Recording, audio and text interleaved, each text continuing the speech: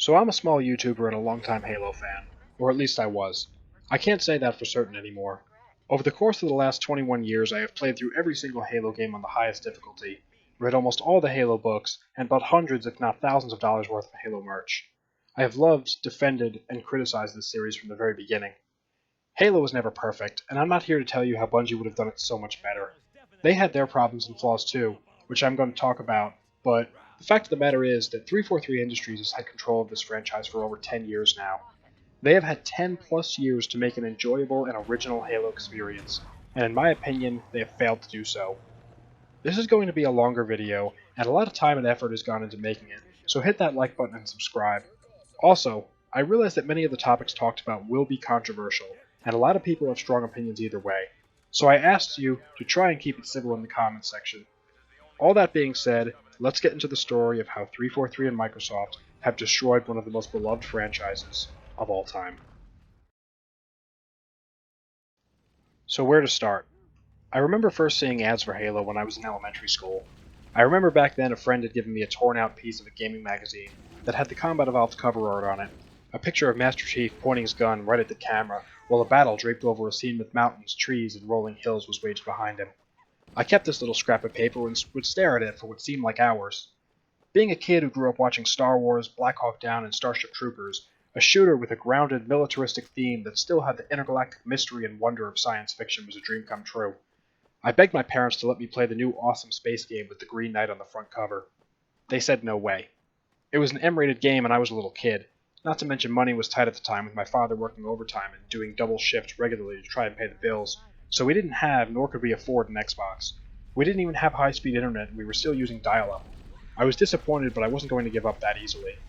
I would often look at that little piece of paper and try to imagine what the story of this green man on the cover was. Who was he? What was his goal? And who was he fighting against? What was that purple spaceship doing in the background? I remember going to Blockbuster, if you can remember when that was a thing, and looking at the tiny 3-inch Halo figures they would sell near the checkout aisle, and begging my mom to buy me one. From the time I learned of this franchise's existence, I was completely in love with it.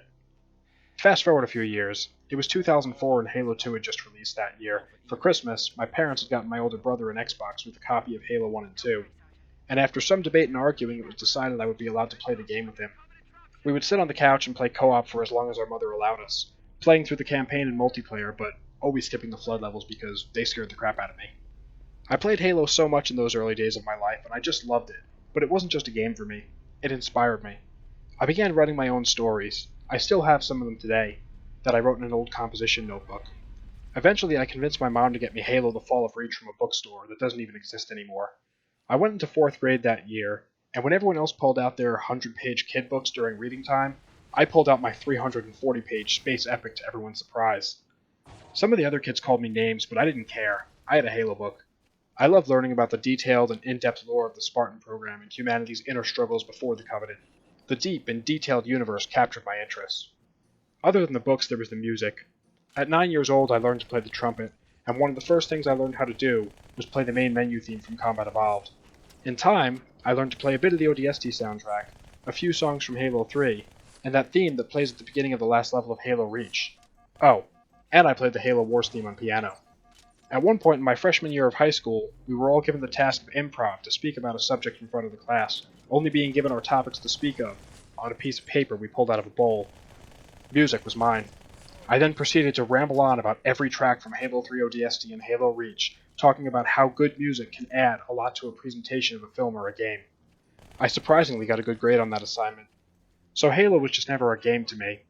It inspired me in a great many ways. It made me, in a lot of ways, who I am today. So know that when I criticize this franchise, I'm not doing so because I hate Halo, as many might claim. I'm actually doing it because I love this franchise more than any other, but I am ashamed and disgusted at what it has become. Everybody remembers the so-called Golden Age of Halo, the time when the Xbox 360 reigned supreme. When Halo 3 had just been released, people were finally getting to finish the fight to one of the most popular game series of all time, bringing down the Covenant, destroying another Halo ring, and putting in one final effort to stop the Flood from devouring the entire galaxy. Then there was multiplayer.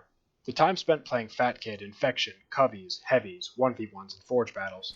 It was a hell of a time to be a Halo fan. On top of that, around the same time, we saw some absolute bangers of books being released, like Halo the Cold Protocol, Contact Harvest, and Ghosts of Onyx. Not to mention all the cool merchandise you could find. There was even a giant Scarab replica that was the size of a small dog. I can't even tell you how many lawns little kid me had to mow to save up the money to buy that thing. But back to what most people are familiar with, the games. Halo 1 had been a success. Halo 2 had made waves in both the casual and MLG community. And now Halo 3 was dominating Xbox Live with its new maps, weapons, and for the first time ever, even armor customization. You could make your own Spartan in the multiplayer. Seeing the different combinations of armor people used was one of the best parts of Halo 3 for me. Seeing all these people decked out in high-tech military gear that, depending on what they had, you knew they could crush you in a 1v1. If someone had EOD armor, you knew they beat the campaign on Legendary. If someone had Hayabusa armor, then that meant they found the skulls. If they had the Rogue helmet, you knew it meant they had won loads of multiplayer games. The armor back then actually meant something. It was based on achievements. And when I say achievements, I don't mean those arbitrary BS little pictures you get for doing something in the game, some of which don't even work half the time if you're playing MCC. I'm talking about tangible achievements that gave you something in reward for your feats. Actual challenges you had to complete. Nobody bought the Hayabusa armor. It wasn't just given to them for booting up the game either. Nor was it granted because they grinded some asinine challenge system. They had to earn it in a specific way, but more on that later. Oh, and by the way, I hear if you like this video, Bungie will give you recon armor. Everybody was playing Halo 3 non-stop back in the day, when suddenly something happened. Call of Duty had dropped one of its own best games of all time in the form of Call of Duty 4 Modern Warfare. Almost instantly, tens of thousands of players flocked from Halo to Call of Duty. This was the first major split in the community, but it wasn't because Halo was bad or anything. It was just that more people got word of this new quote-unquote realistic game with modern weapons in an even more grounded setting, something the console crowd of gamers had never really seen before, at least not in such a polished or mainstream way.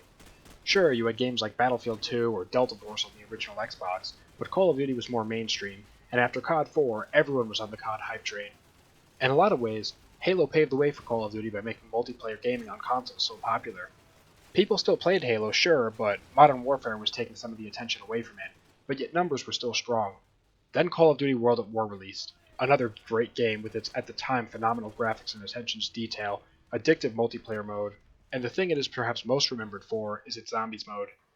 Call of Duty was raking in the cash and player base at a seemingly unprecedented rate, and Halo was getting stale. People were tired of playing the same maps over and over again in Halo 3. Even with the DLCs, Halo 3 just wasn't enough at this point to keep many gamers interested. That's when Bungie shot themselves in the foot. Halo 3 ODST was a controversial title to say the least, with many players, including me, feeling that the story was too short and lacked the same level of scale and impact that the previous titles in the franchise had. Then there was Firefight. Now don't get me wrong, I love Firefight, but the simple fact of the matter is that at the time it really looked like Bungie was just trying to copy Call of Duty by adding in their own inferior horde mode that just wasn't really that fun compared to what Call of Duty had to offer. And to add to this, the fact that there was no matchmaking for Firefight, and you could only play with people you invited from your friends lists. Wait, you mean I have to have friends to play this game mode with other people? I'm a Halo fan in 2008. I don't have friends. Perhaps the most egregious thing Bungie did here was to claim that Halo 3 ODST was going to have a quote, new multiplayer, and well, it didn't. All it had was the DLC maps from Halo 3 on a separate disc, which in a way was cool if you didn't already own the DLC. But if you did, well, then you were basically having to pay for the same thing you already owned on the same console twice. Not to mention the whole thing having to switch discs to play your favorite multiplayer game was really just not convenient at all. I mean, come on, Bungie, we're gamers. We don't want to get off the couch and actually do something. I just want to mention real quick a little sort of forgotten game that doesn't get talked about, and it released around the same time, a little bit earlier in 2009 before ODST, and that game was Halo Wars. I don't want to spend too much time talking about Wars, mainly because I don't think it had that much impact on the franchise one way or the other, but I just wanted to mention it exists, and though it was a controversial game for many, to me, I absolutely loved that game. Wars was great. So back to ODST. I think for most fans at the time, a controversial game at best, and lackluster at worst, all the while Call of Duty was stealing the spotlight for 2 years straight, pumping out its own best games in its own franchise. Then came the one to end it all, to land a final decisive blow to the Halo franchise and usurp it from its throne. Modern Warfare 2, the original one. So Modern Warfare 2 was an absolute smash of a hit in the gaming community, being on both Xbox and PS3 at the time was a big deal, as it had the capacity to reach more gamers than Halo ever could have hoped. Speaking of Reach, you know, it's actually funny. I'm listening to a compilation of Halo tracks as I type this script out, and the first track from Halo Reach just came on. So, Halo Reach, Bungie's last Halo game. It was, well, somehow even more controversial than ODST to say the least. I remember I absolutely hated it when it came out. The story felt a bit dry, it didn't follow the story of the book, The Fall of Reach, Master Chief wasn't even in it unless you count that one Easter egg at the end. There were a lot of lore contradictions between the game and the book, and gameplay-wise, Bloom was a thing now where you couldn't just spam the BR anymore, and oh yeah, they took the BR out, and a lot of other things. No more brute shot, no more chopper or prowler, no sentinel beams or hornets, beam rifle, SMG, or dual wielding. Reach removed almost as much as it added. Now the BR was replaced with the DMR, and I just remember hating this thing so much back in the day. I think this was the first time I actually experienced rage at a video game. The inconsistency of the aiming reticle and just... I hated it. I hated everything about this gun. Despite all the negatives about Reach, there are some good things about it. For instance, the graphics, in my opinion, are to this day the best looking graphics of any Halo game, not counting the remasters. I just loved how real and gritty it looked. None of this weird fantasy Fortnite looking crap we see in Halo 5 and a bit in Infinite. In fact, I think we were all a little bit too hard on Halo Reach back in the day because I think overall it had aged quite well. The Forge mode was a big improvement over Halo 3's. The campaign had some cool moments, and the multiplayer wasn't that bad. In fact, in hindsight, I would even be willing to say it was pretty good. But just pretty good. Forge mode was amazing. I remember making quite a few cool maps on there and playing them with friends and having a hell of a time. Firefight was cool too. It got you a lot of XP and credits to spend on the in-game store that had no microtransactions and was a huge improvement over ODST's Firefight. When Combat Evolved Anniversary came out with its anniversary map pack for Halo Reach, it added some really cool maps. My best Halo game ever actually took place on High Noon, the remake of Hang 'em High, where I got 54 kills and 2 deaths on Big Team Battle. It really was a blast. I honestly think Reach got better with time. I think a lot of the problem was it was just very hard to top Halo 3, and Reach had big shoes to fill. As for ODST, I think that also aged really well, and I actually love it today. I think most of the problem with it back in 2009 was that it cost too much for what it was, and it didn't really bring anything new to the table like they said it would. But at the end of the day, during this time frame, there were other reasons why Halo wasn't doing too well. It wasn't just Bungie making bad game choices. The industry and gaming community as a whole was changing. And at the end of the day, Reach, ODST, and Wars all have a very special place in my heart, and I consider all of them to be masterpieces in their own right. The reality is, despite some of Bungie's mistakes and Call of Duty stealing a bit of the thunder, Halo was still doing fine, until an even bigger change shook up the Halo franchise.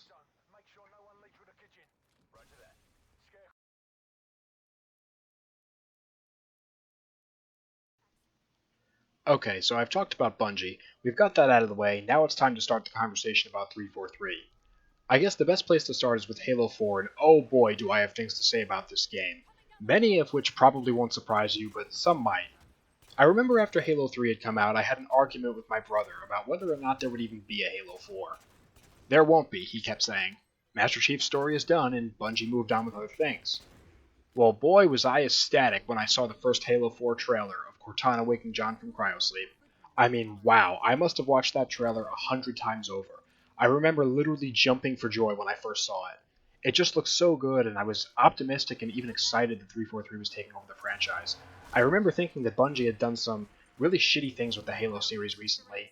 They had taken it in a direction that I wasn't particularly fond of, so 343, these new guys and gals, would be sure to fix it. After all, I had heard that 343 did work on the anniversary map pack for Halo Reach, which I mentioned before was one of the best things about that game, so I was excited to see what they would bring us in Halo 4. I remember Minecraft was getting popular at the time, and I built a giant pixel art of the Halo 4 logo on my world to commemorate what was to come. I even built a giant office building and put a sign out front that said 343 Industries. I was hyped. I pre-ordered the game from my local GameStop, picked it up, got home and slapped that code in for my exclusive pre-order Arctic Battle Rifle skin, and booted up the campaign where I was very confused. That ship floating in space. That wasn't the Forward Unto Dawn from Halo 3. And the green man in the cryopod, why was he so bulky all of a sudden? I guess it never bothered me watching the initial trailer, but for some reason in-game, Master Chief's new armor looks really, really bad, and made no sense whatsoever. But then the developers explained the visual change was because of, nanobots. But they didn't even explain that in-game, it was only through an interview with Frank O'Connor where we finally got a reason. But more on him later. As to the ship, they just said something like the forward unto dawn was depicted incorrectly in Halo 3. How could this writing get any lazier? And we're only in the first mission. So I played the first mission of the campaign, and I just remember thinking how ugly the game looked. The textures were all muddy and jagged. A lot of them had that multicolored thing going on that used to only happen when you zoomed in at something too close, but only now I wasn't zooming in at all. The whole game just felt off. Then I saw the Covenant, or the Covenant Remnant, or whatever they were supposed to be. They never really explained that in game either. They only explain it, so to say, by having Cortana say, "A lot can happen in 4 years," when the Master Chief remarks about the truce humanity had with the Covenant. Although some of the animations were just, I want to say ugly, but not even that. They just, again, they just looked really off, especially sprinting and crouching. Watching the Covenant ship split apart too at the end of the first level, which by the way made no sense at all. I mean, we see in previous Halo lore that Covenant ships can take quite a lot of punishment and are way more resilient to damage, but one missile takes it out. Whatever. It just looks so wrong. The way it fell apart like it was some cheap Mega Block set that got dropped on the floor. The explosion effect looked lazy, low budget, and felt more like something you'd see in one of those B movies on Amazon that you watch for the sole purpose of making fun of. Not like seeing something you'd see from a major AAA studio. Overall, I thought the campaign was meh at best. It was confusing at times as to what exactly was going on.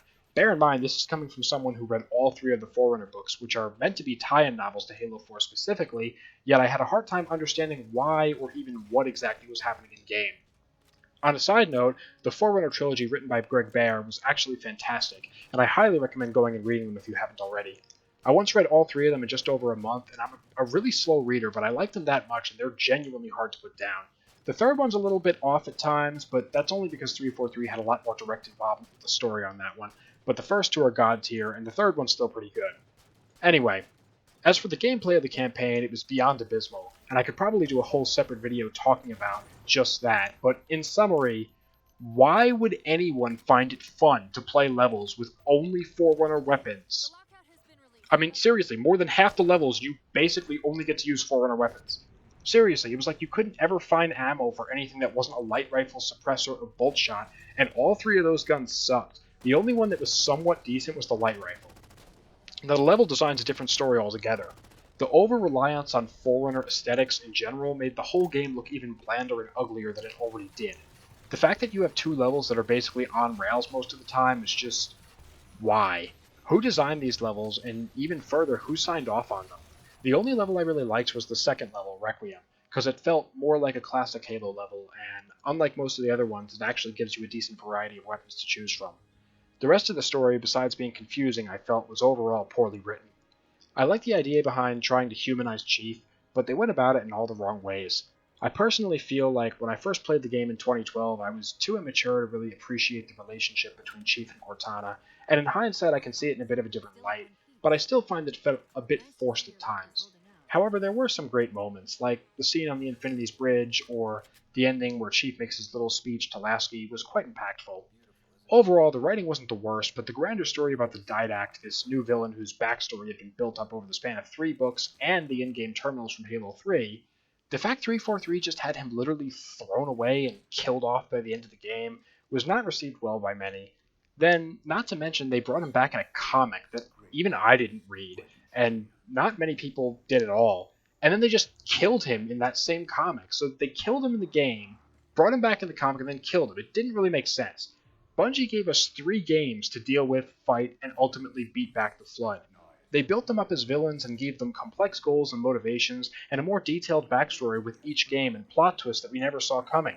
But the Didact, to me at least, felt really generic. Just your stereotypical advanced alien that hates humans because he's the bad guy. I know there was more to it than that, but it was just presented in such an awful way that I can't get behind it.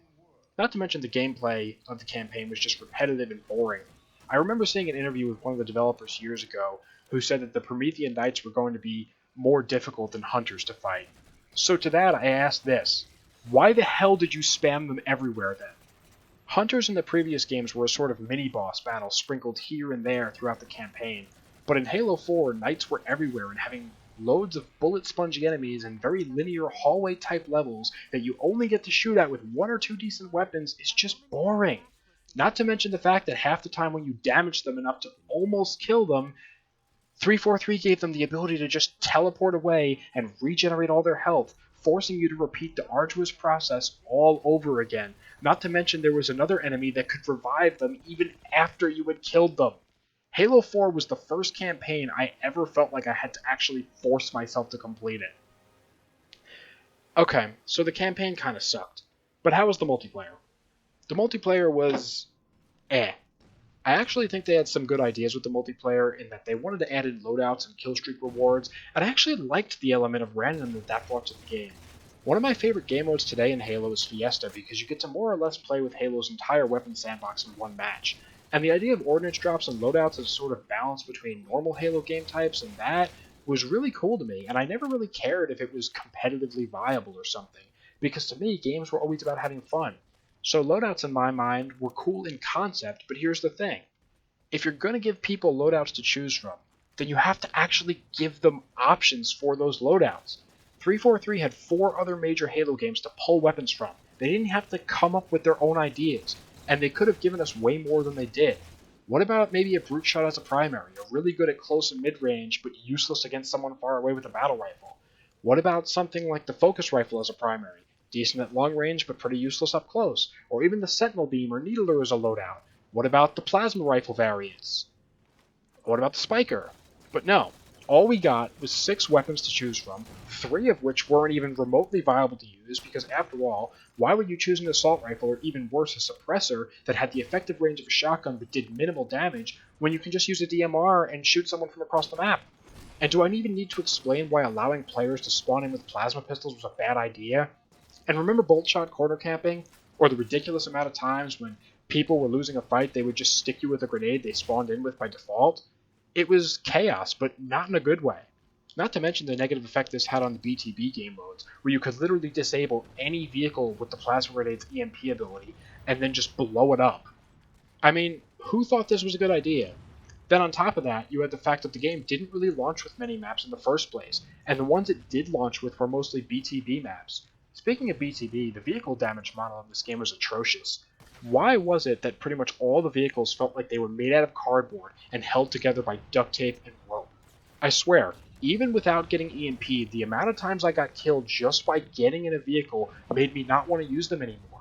Regular small arms weapons like the DMR or even the assault rifle could easily destroy tanks in this game if enough people shot at them. I can't tell you how many times I saw the Mantis or the Banshee just left sitting by itself at the base because everybody knew they were just bullet magnets bound to be blown up as soon as you got in them. It's like Halo's vehicle combat for Halo 4 just disappeared. Now, I have to say, the DLC maps for Halo 4 were actually pretty good. In fact, I think they were some of the best in the series. I loved all the map packs. I think the only map I didn't like that came out of them was Shatter, and that's just because it was too big, always seemed to lag, and was just a giant figure 8, which we already more or less had in the game with the map Meltdown that was in the base game. But talking about Halo 4's DLC, Halo 4 had a season pass, and you know what they didn't do with that season pass? They didn't actually give you all the DLCs like it was implied they would. The last DLC for Halo 4, the Champions Bundle DLC, which included an entire new game mode, as well as a couple of skins and maps, was locked behind a separate paywall. Bear in mind that by the time this DLC came out, Halo 4 was dealing with only a few thousand players. In fact, Halo 4 had the largest player drop in the franchise's history. During the first few months of the game, there were literally not tens, but hundreds of thousands of people playing the game. For a console-exclusive game series that was on the decline after Halo Reach, this was kind of a big deal, and they completely squandered it. Just a few months after launch, Halo 4 only had about 30,000 players. In addition to the crappy gameplay elements I mentioned before, I think this also had to do a lot with the playlists.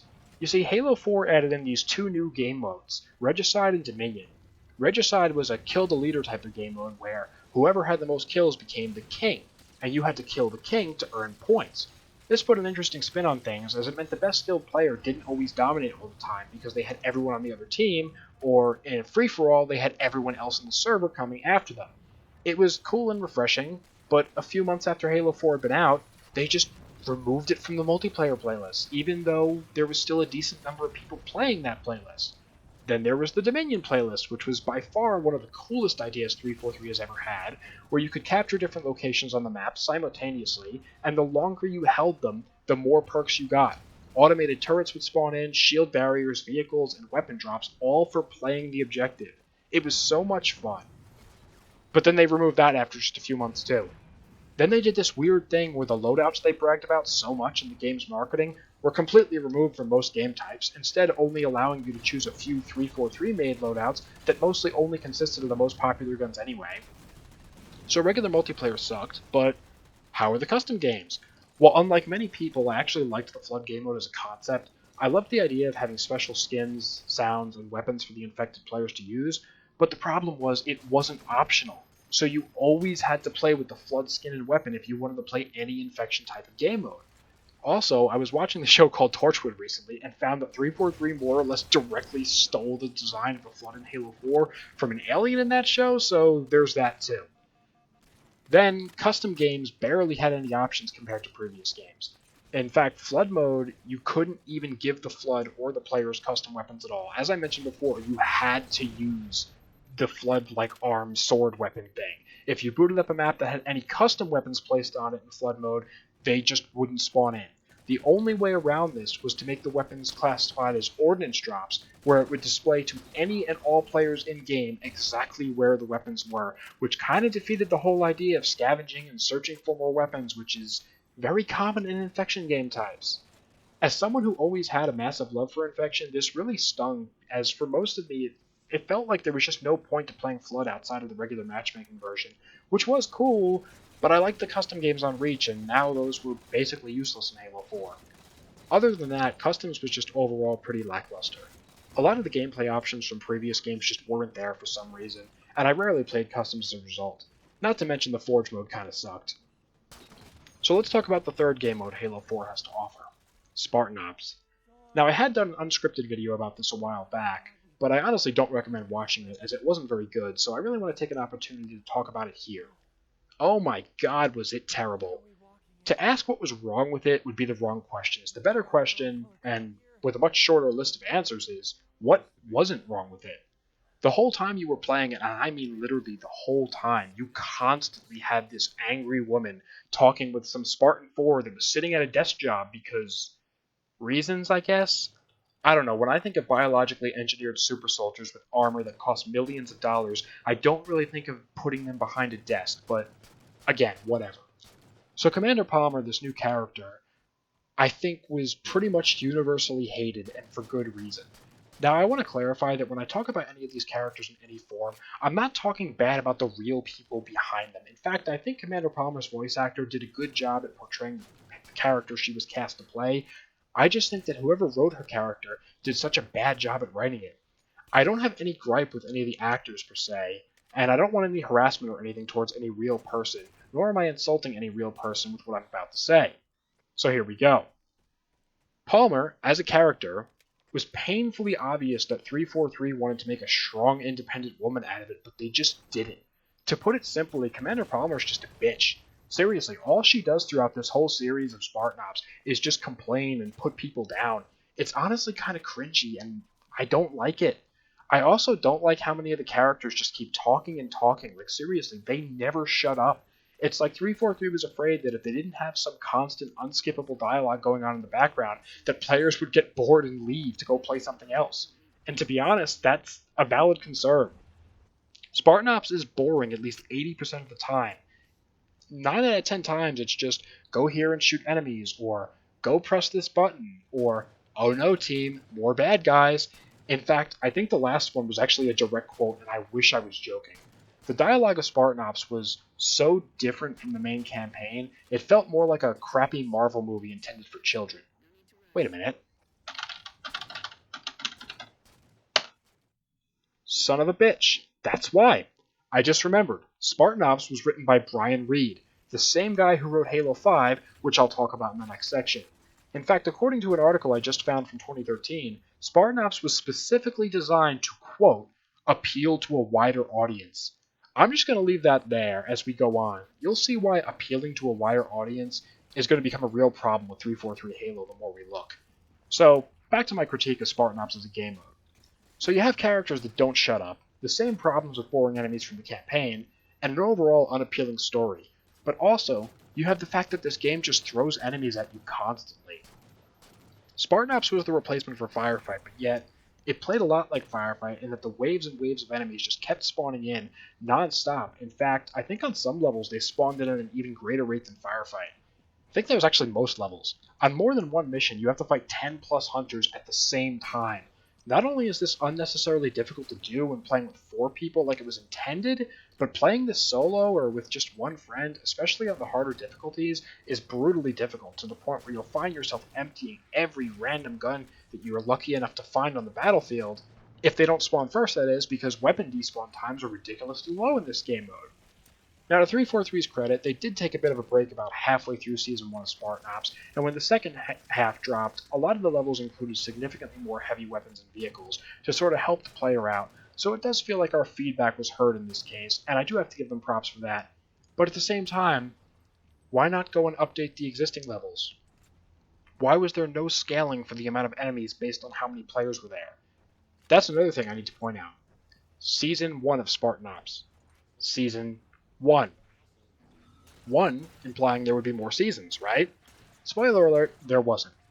Now this was probably due to the almost universally negative reception Spartan Ops got, to which I understand. But to my knowledge, 343 has never actually come out and said why Spartan Ops was cancelled, or why there wasn't more content. They just kind of let it fizzle out and hoped nobody would notice, which is another thing we'll see this company do in time. But we're not done with Spartan Ops just yet. So before I close off this section, I want to talk about the story again. Along with the gameplay parts of Spartan Ops, there were also these admittedly cool pre-made cutscenes that took place outside of the game, where we got to see what another group of Spartans was doing.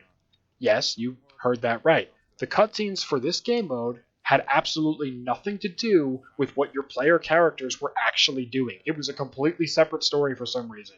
Who made that decision, I don't know. That's all I can really say about this game mode. It was a pain in the ass to slog through. I wouldn't recommend anyone torture yourself by playing through it at any difficulty above maybe normal, and that's really it.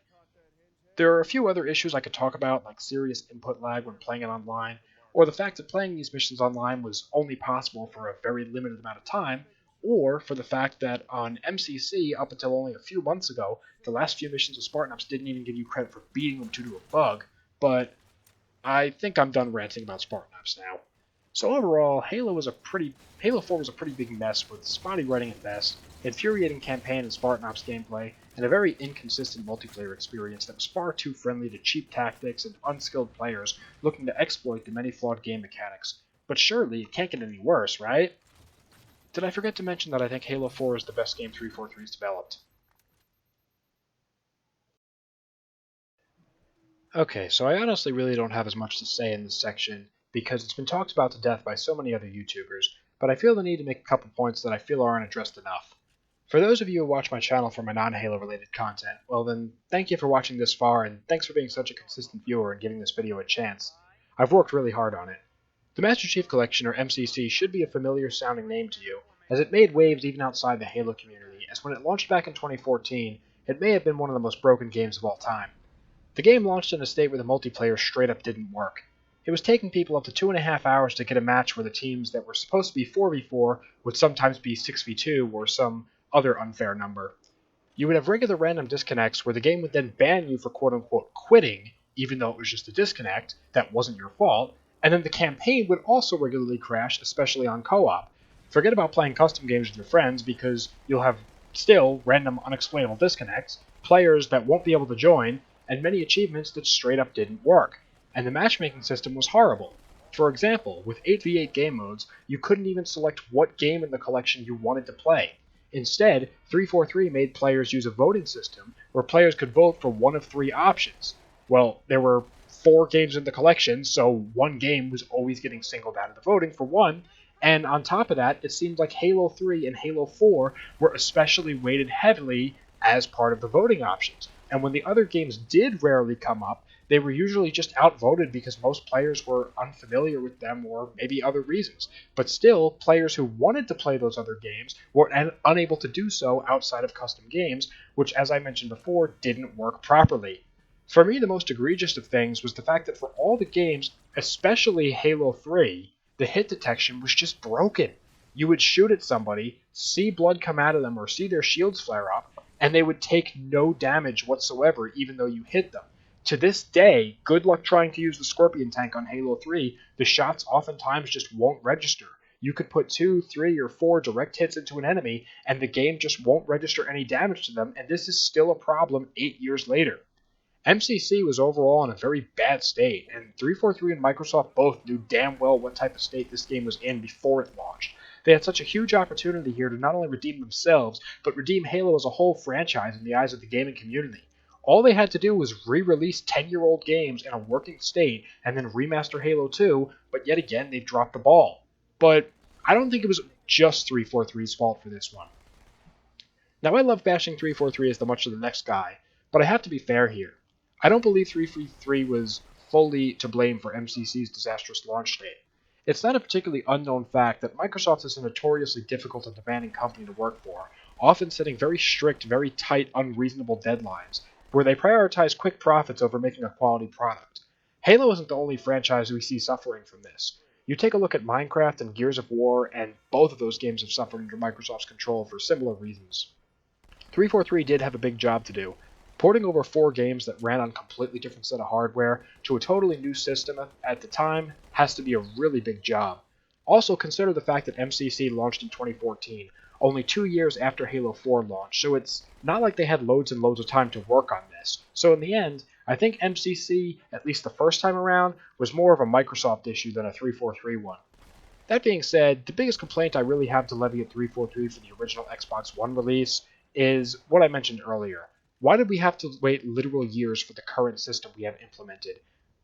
Also, I forgot to mention that for the last 4 years or so the MCC was out, Halo 3 and 4 customization actually devolved from the Xbox 360 counterparts. Instead of being able to customize each individual armor piece like you could back on 360, in MCC you could only pick your head and chest piece, an issue we would also see repeat in Halo 5 despite massive fan backlash. Would it really have been that hard to add in a system to allow players to actually choose what game they want to play on day one? I don't see how they released the game without it. But that's all I really have to say about the 2014 launch of MCC.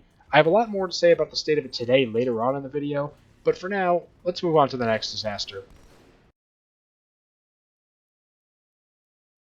Oh dear. Halo 5. Here we go. Just a quick note before I start, I don't have a capture card for my Xbox One, so footage for this section is mostly going to be Halo 4 Spartan Ops since Halo 5 isn't on PC, and so I can't get footage of it. Anyone who knows me personally knows I have a deep disdain for this game specifically. I just want to say right off the bat that Halo 5 is the worst game of all time, hands down, or at least the worst Halo game. I hate this game with a burning passion. Where do I even start? So let's look at the campaign. Why did they hire the same guy who wrote Spartan Ops, that as I mentioned in the Halo 4 section of this video had an almost universally negative reception, to write Halo 5 story? I'm a big fan of mystery, especially in a sci-fi series, but there's a difference between mystery and flat-out lazy writing. Just putting random things together and then not explaining why anything is happening and then calling it mystery is just plain laziness, and Halo 5 is full of that. The Prometheans are back, for some reason, even though I got the impression from Halo 4 that the Prometheans were only a thing for the Didact that only existed on Requiem, but maybe I'm wrong. But yeah, they're back, even though Requiem was literally blown to pieces at the end of Spartan Ops. They're just popping up all over the galaxy now, apparently. Along with these giant Forerunner bird things called Guardians that EMP stuff, I think? They exist now, even though they've never been mentioned before in the lore at all, which in and of itself isn't such a big deal, but the fact that they're under the surface of random human-populated worlds is just... well, yeah. I was never really a fan of the whole Portal to the Ark being under the Earth in Halo 3 thing, but the fact that 343 then went and repeated this weird writing choice really strikes a nerve with me. Then there's the fact that the game's literally called Halo 5 Guardians, even though the Guardians have almost nothing to do with the actual plot.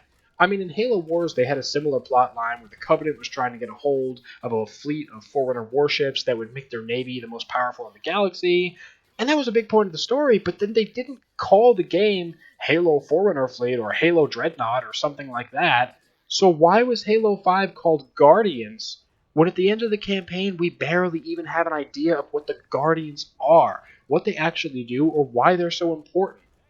Okay, obviously, big bad super weapons, but those already existed in Halo as it was, and they were never this much of a threat.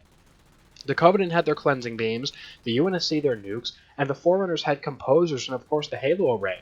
I'm pretty sure in Spartan Assault, one of those weird mobile games that almost nobody played, so I won't bother going into it in detail, but just know they weren't particularly well received, I'm pretty sure this Forerunners straight up had their own Death Star, so why are Guardians something that is seen as the main threat for the galaxy? It just didn't make sense, but enough about that. I think I just talked more about the Guardians in this paragraph than Brian Reed did in all of Halo 5. So let's talk characters. There's this guy called the Warden Eternal, which looks like some kind of knockoff Bionicle I would have made out of spare parts when I was 12. What's his backstory? He's orange and he doesn't like things. Why? We don't know. Brian Reed isn't going to tell us. Then we have Cortana. Yeah, she didn't die like she did at the end of Halo 4, apparently. Oh, and that Warden guy? He's simping hard over her for, again, reasons Brian Reed is keeping a secret and we'll never find out. She's back, and for some reason looks completely different than literally every other iteration of her. And for some reason, 343 put clothes on her for the first time in 15 years because... reasons? I've heard a lot of people argue this is because she was part of the Forerunners now, and so she was leaving behind her more obvious human characteristics. But then in that case, wouldn't it make lore sense to just make her into a box or a Forerunner symbol floating in the air or something kind of like other Forerunner AI that we've seen? No. I'll tell you why they changed it. Because 343 and Microsoft are obsessed with being politically correct these days. And because back when Halo 4 released, they got a lot of criticism from so-called feminists that talked about how provocative and sexist Cortana's nude appearance was, because nothing says equal rights like demanding a woman be covered up because she might provoke men.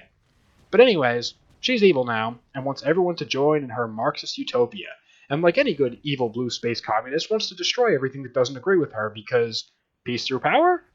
I think? I don't know why. In fact, that's another issue with Halo 5.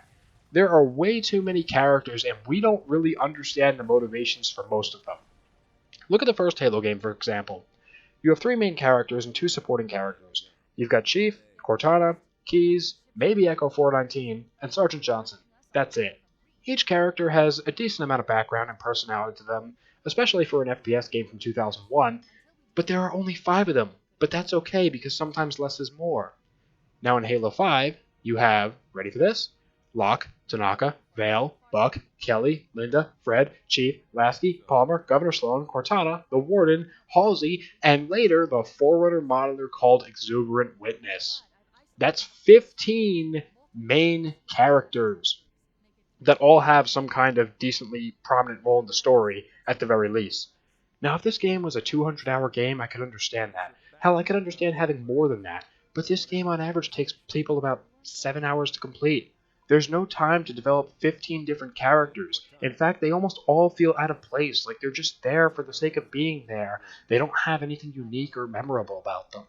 Sometimes less really would be more, especially in this case. With the characters out of the way now, I want to talk about the overall story of the game. It starts you off on the first level with an over-the-top dramatic action scene that, might I add, like many things in this game, are poorly choreographed, that could have been ripped straight out of the latest Marvel movie. Remember how I said 343 wants to try to appeal to broader audiences? Well, yeah, they're trying to do that right now. And it is pathetic. We're then thrust onto a snow-capped mountain to fight Covenant and Prometheans at the same time, but let it be noted that the Covenant and Prometheans are apparently not on the same side anymore, even though they were as far as I can remember at the end of Halo 4 Spartan Ops, but I guess we're just supposed to ignore that. We fight our way toward the place where Dr. Halsey is apparently being held. Wait a minute, what? Dr. Halsey was with the UNSC last I checked during Halo 4. And why is she missing an arm? Oh, right, I forgot. So if you were like most people, and never finished the 4 Spartan Ops mode, you wouldn't actually know that Dr. Halsey has been captured by the Covenant, and well, a bunch of stuff happens that isn't really relevant because of course 343 threw the whole story away, which is another recurring theme of their writing style. But the point is, the game gives us no context whatsoever as to why she's with the Covenant. After we reach her, the leader of said Covenant, which is apparently a Covenant remnant since the actual Covenant separated during the events of Halo 2, but again, they don't really clarify that very well here, so I could see why for some players who aren't hyper-invested in the lore like I am, they might have gotten confused. That very leader, who's a character, although not a particularly good one, developed over the course of 3 books, Halo 4, and the Spartan Ops game mode, and an entire comic book series is just killed in a really not lore-friendly cutscene, but don't even get me started on that. Then the rest of the campaign starts, and I say the rest of the campaign because this entire mission has nothing to do with the rest of the story. It's just there to wrap up what's happening in the aforementioned media for some reason that's beyond my understanding. I won't go into detail for every level because honestly there isn't much to say other than the story felt extremely bland and uninspired. It was tropey beyond belief, where basically, as I mentioned earlier, Cortana comes back from the dead and decides she wants to rule the universe or something, all while Orange Bargain Bin Bionicle Man simps over her like some kind of lapdog. Then there's just this really laughable fight scene between Locke and the Master Chief where they kind of fight over her. It's really weird. And I just have to say, as someone who did martial arts for a little over 4 years, this scene is horribly choreographed. You gotta remember, these characters are trained special forces super soldiers of the most powerful military Earth has ever known, and they spend the entire fight hesitating, throwing strikes that are way too easily telegraphed, and it's just terrible. Like, who animated this? Who wrote this? Also, the motivations for this fight happening, as I said, are nothing like the marketing implied. There is no gray area about the Master Chief going rogue or killing a bunch of innocent people or some kind of misinformation by Oni. No, none of that actually happens in this game. Basically, Locke shows up, tells the Chief, we're doing something with Cortana now. The Chief says, no, you're not, and then they start throwing punches. It feels more like a stupid cartoon that you'd show to like an 8-year-old than a game that was actually meant to be part of a serious universe. By the end of the game, spoiler alert, Spartan Locke saves the day with his team of Power Ranger knockoffs, but not before Cortana activates the Forerunner Guardians and does something? I mean, she EMPs stuff with them, I guess? Oh, yeah, and she also gets loads of other AIs from across the galaxy to pledge allegiance to her for some reason, because robots bad, I guess. It's really a weird ending. Honestly, it felt rushed, almost as if Brian Reed was told to wrap up the story and had to condense 2 hours worth of story into 20 minutes.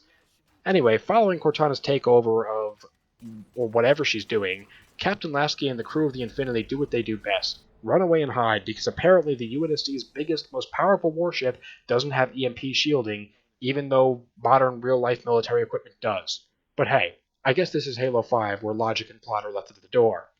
A side note, I used to have a friend that I played Halo 5 with, and every time we played, he was always drunk. And I can kind of see why, because who could enjoy this shit being sober? I know I certainly don't.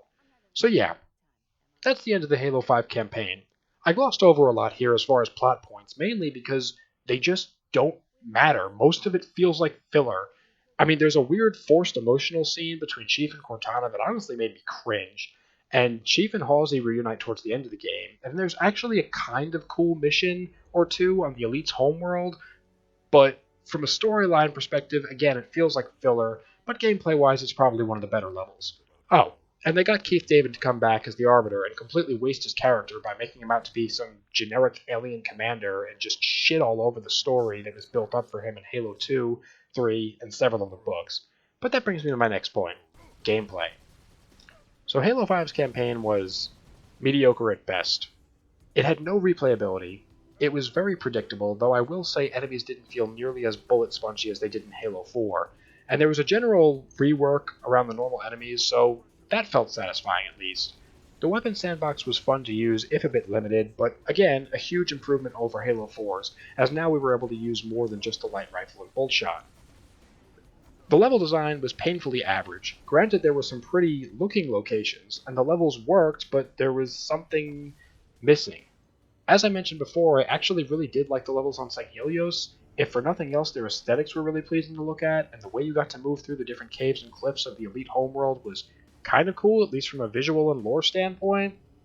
But gameplay-wise, it had no replayability, the levels were linear, and for the most part uninspired, and there isn't a single one that I would say was exceptional when compared to the other games. Aside from the weapon and level design, there's two elephants in the room related to the gameplay, and I want to talk about what is in my opinion the lesser of the two. The revive system. So, for some reason, 343 decided to really encourage co-op play with Halo 5 in the form of adding a persistent squad mechanic where you and your teammates could revive each other, and playing as a different character gave you different weapons and perks. Sounds cool, right? Well, it would have been if you could actually play co-op. Halo 5 was the first and only game to not have couch co-op.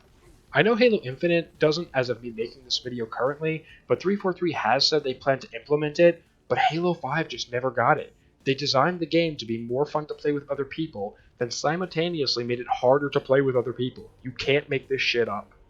Also, if you try to play the campaign solo, all those other characters you could play as and their unique weapons and perks are basically locked from you.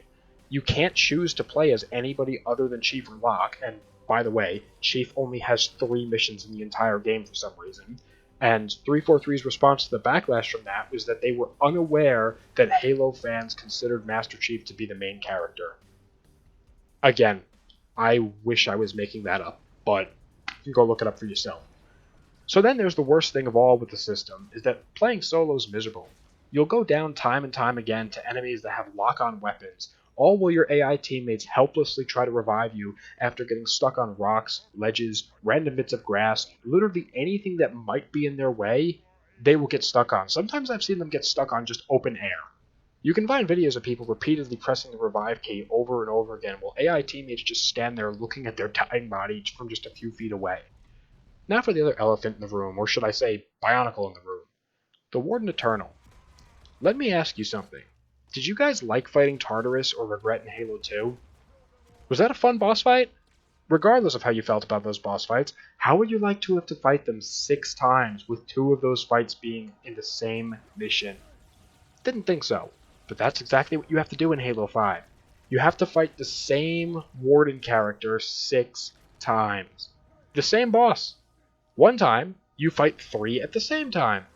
3 of these things that only have like 2 or 3 attacks that consist of slashing at you with a staff, and another where he shoots a miniature black hole at you. You have to do this, again, 6 times. Who at 343 playtested this and said, yeah, this is fine, this is a good idea, the players are going to love this? Honestly, Halo 5's entire campaign reeks of laziness and being made by the lowest bidder and rushed at nearly every step and turn. But let's take a look at the multiplayer now.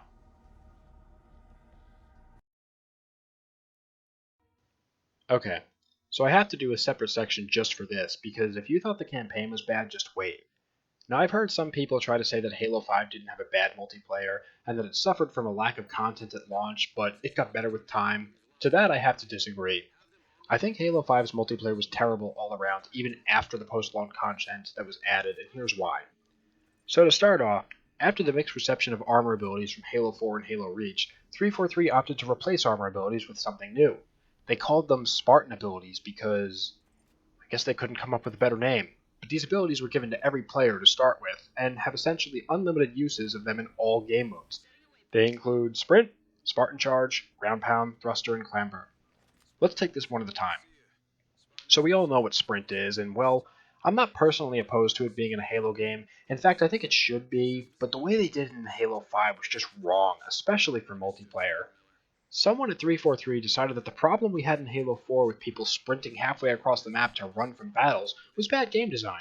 So they decided to fix that right up by making the problem worse and letting people sprint around infinitely. All players now had the ability to sprint for as long as they wanted. There was no longer a limit or a cooldown. But wait, I know what the 343 fanboys are going to say. Well, sprinting disabled your shields from recharging, so they balanced it. What difference does it make how drained your shields are when you can just run around a corner, especially in 4v4 maps, to all of your buddies and then quad team the guy that was trying to kill you in the first place? Also, what stops a player with full shields who memorize the spawns of the other team from sprinting immediately to those spawn points and dropping a load of grenades right as the game starts, as they spawn in? Now, Combat Evolved multiplayer wasn't known for its spawning, but I have to say, even that did spawning better than Halo 5, and half of it was all because of the unlimited sprint. It broke the flow of maps, especially in 4v4. Okay, on to the most game-breaking of the new abilities, Spartan Charge. This ability allowed a player, when sprinting, to slam into an enemy player to knock them back and drain their shields completely. As if this wasn't a bad idea. Seriously, again, who play tested this game and decided that this was a fun or balanced way in any way at all? In addition to sending the player flying backwards with no shields, It also made the player disoriented briefly while the attacking player could go in for a headshot or quick melee. It was basically the new noob combo, except now everybody had it as soon as they spawned in. So basically you had entire 4v4 matches comprised of a bunch of noobs and MLG wannabes running around sprinting and trying to kill people with Spartan Charge, something that for me made the multiplayer almost unplayable. This was especially a problem, again, on the smaller 4v4 maps. Overall, I think Spartan Charge would have been okay to have in the game if it was exclusively in campaign, or if it was only tied to certain game modes and custom games and you could toggle it on and off, but putting it in regular multiplayer every time as standard was a huge mistake. As far as the last three, I don't really have that much to say. Thruster was the same thruster pack more or less that we got from Halo 4, only everybody had it instead of it being a selectable armor ability, but it really wasn't powerful enough to do anything substantial, so I didn't really have that much of a problem with it, though I do find its inclusion in the game to be mostly unnecessary. Ground Pound was a cool idea that I think, again, didn't really need to be there, but I didn't have a problem with it either way, and Clamber was basically just an easy way for unskilled players to crouch jump over stuff, which part of me didn't really care, but again, it made moving around the map early game very easy for everyone, which led to a lot of spawn killing. There is one I forgot to mention, which is stabilizers, where basically you could jump in the air, sight in, and your armor would hold you in that position midair for a second or two to help you get the shot off. Again, this was something added in to pander to less skilled players that I don't think it really mattered that much in the grand scheme of things, but it wasn't necessary, and no one was really asking for it. Overall, I think most of the Spartan abilities were more of a gimmick to copy the popular trend of advanced movement systems and other popular FPS games at the time. So moving on from that, how are the weapons? Well, as I briefly touched on in the campaign section, I think overall the weapon sandbox of Halo 5 is much better than Halo 4's. We still don't have the plasma rifle back in game yet, even though everyone was asking for it back after Halo 4 removed it, but whatever.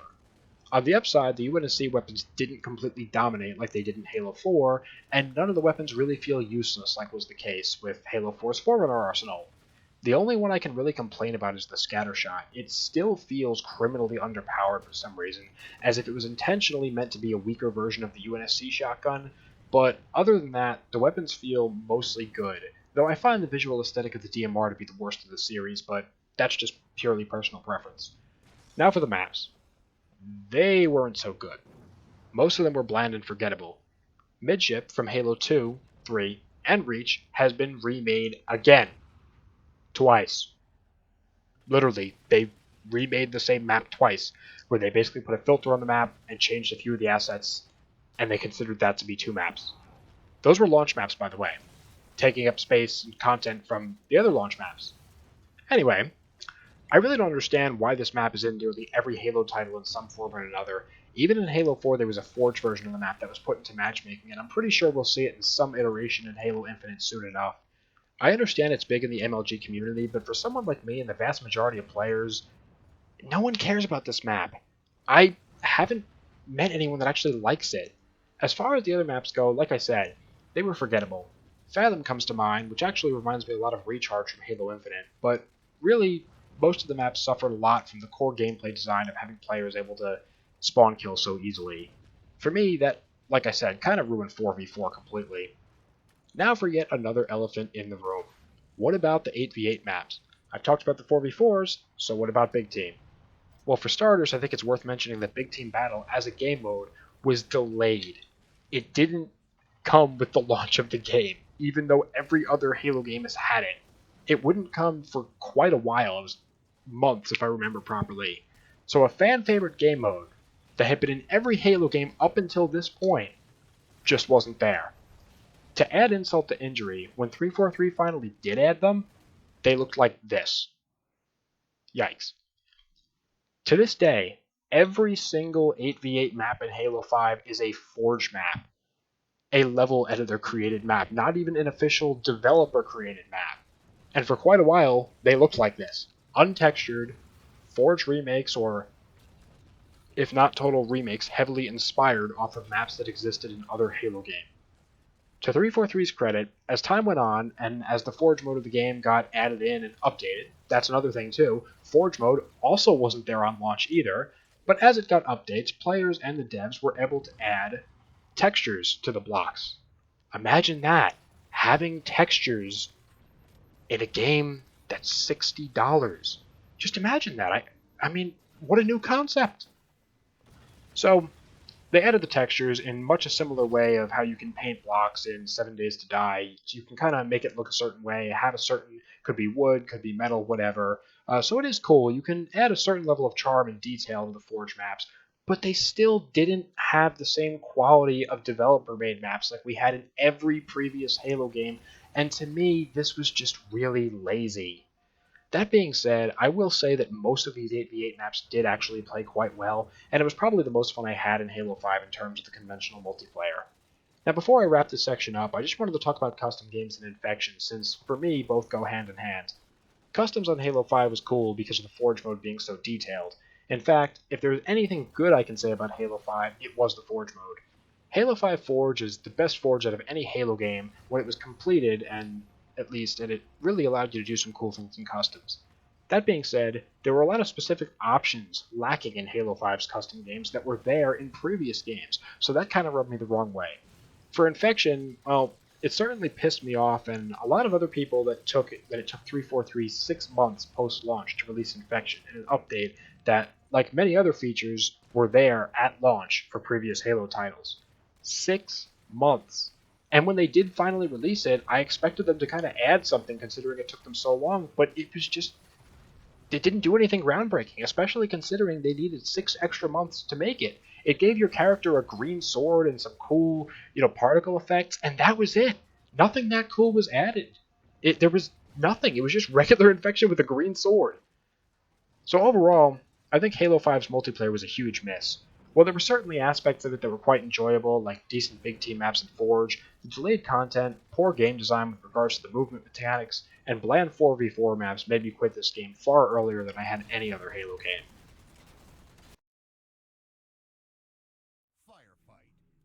Perhaps the worst part of Halo 5. If you've never played it, Halo 5 Warzone was a new idea that 343 had come up with, where players would play on massive maps with 12 people on each team, while different AI-controlled enemies would spawn around the map, granting whatever team killed them points toward victory, while each team simultaneously vied for control of several capture points around the map. It was like Dominion from Halo 4 meets Firefight from Halo Reach. There was also a Warzone mode similar to Rush from Battlefield, and that sounds like a lot of fun, right? Well, it was in the beginning, until it was realized that the game mode would be entirely dependent upon an in-game monetization system called rec packs. Basically, what these rec packs were little packs of randomized in-game cards that could be used to call in weapons and vehicles inside the Warzone game mode. The customization system was also tied to it, meaning that if you wanted to access certain types of armor and weapon skins, you had to unlock them through the rec system. This in and of itself wouldn't have been so bad if the following wasn't true. All of the power weapons in the game were locked behind one-time use rec cards, meaning that, for example, if you called in a rocket launcher once, then you used one rec card. If you had no more cards, then no more rocket launcher once you got killed or ran out of ammo.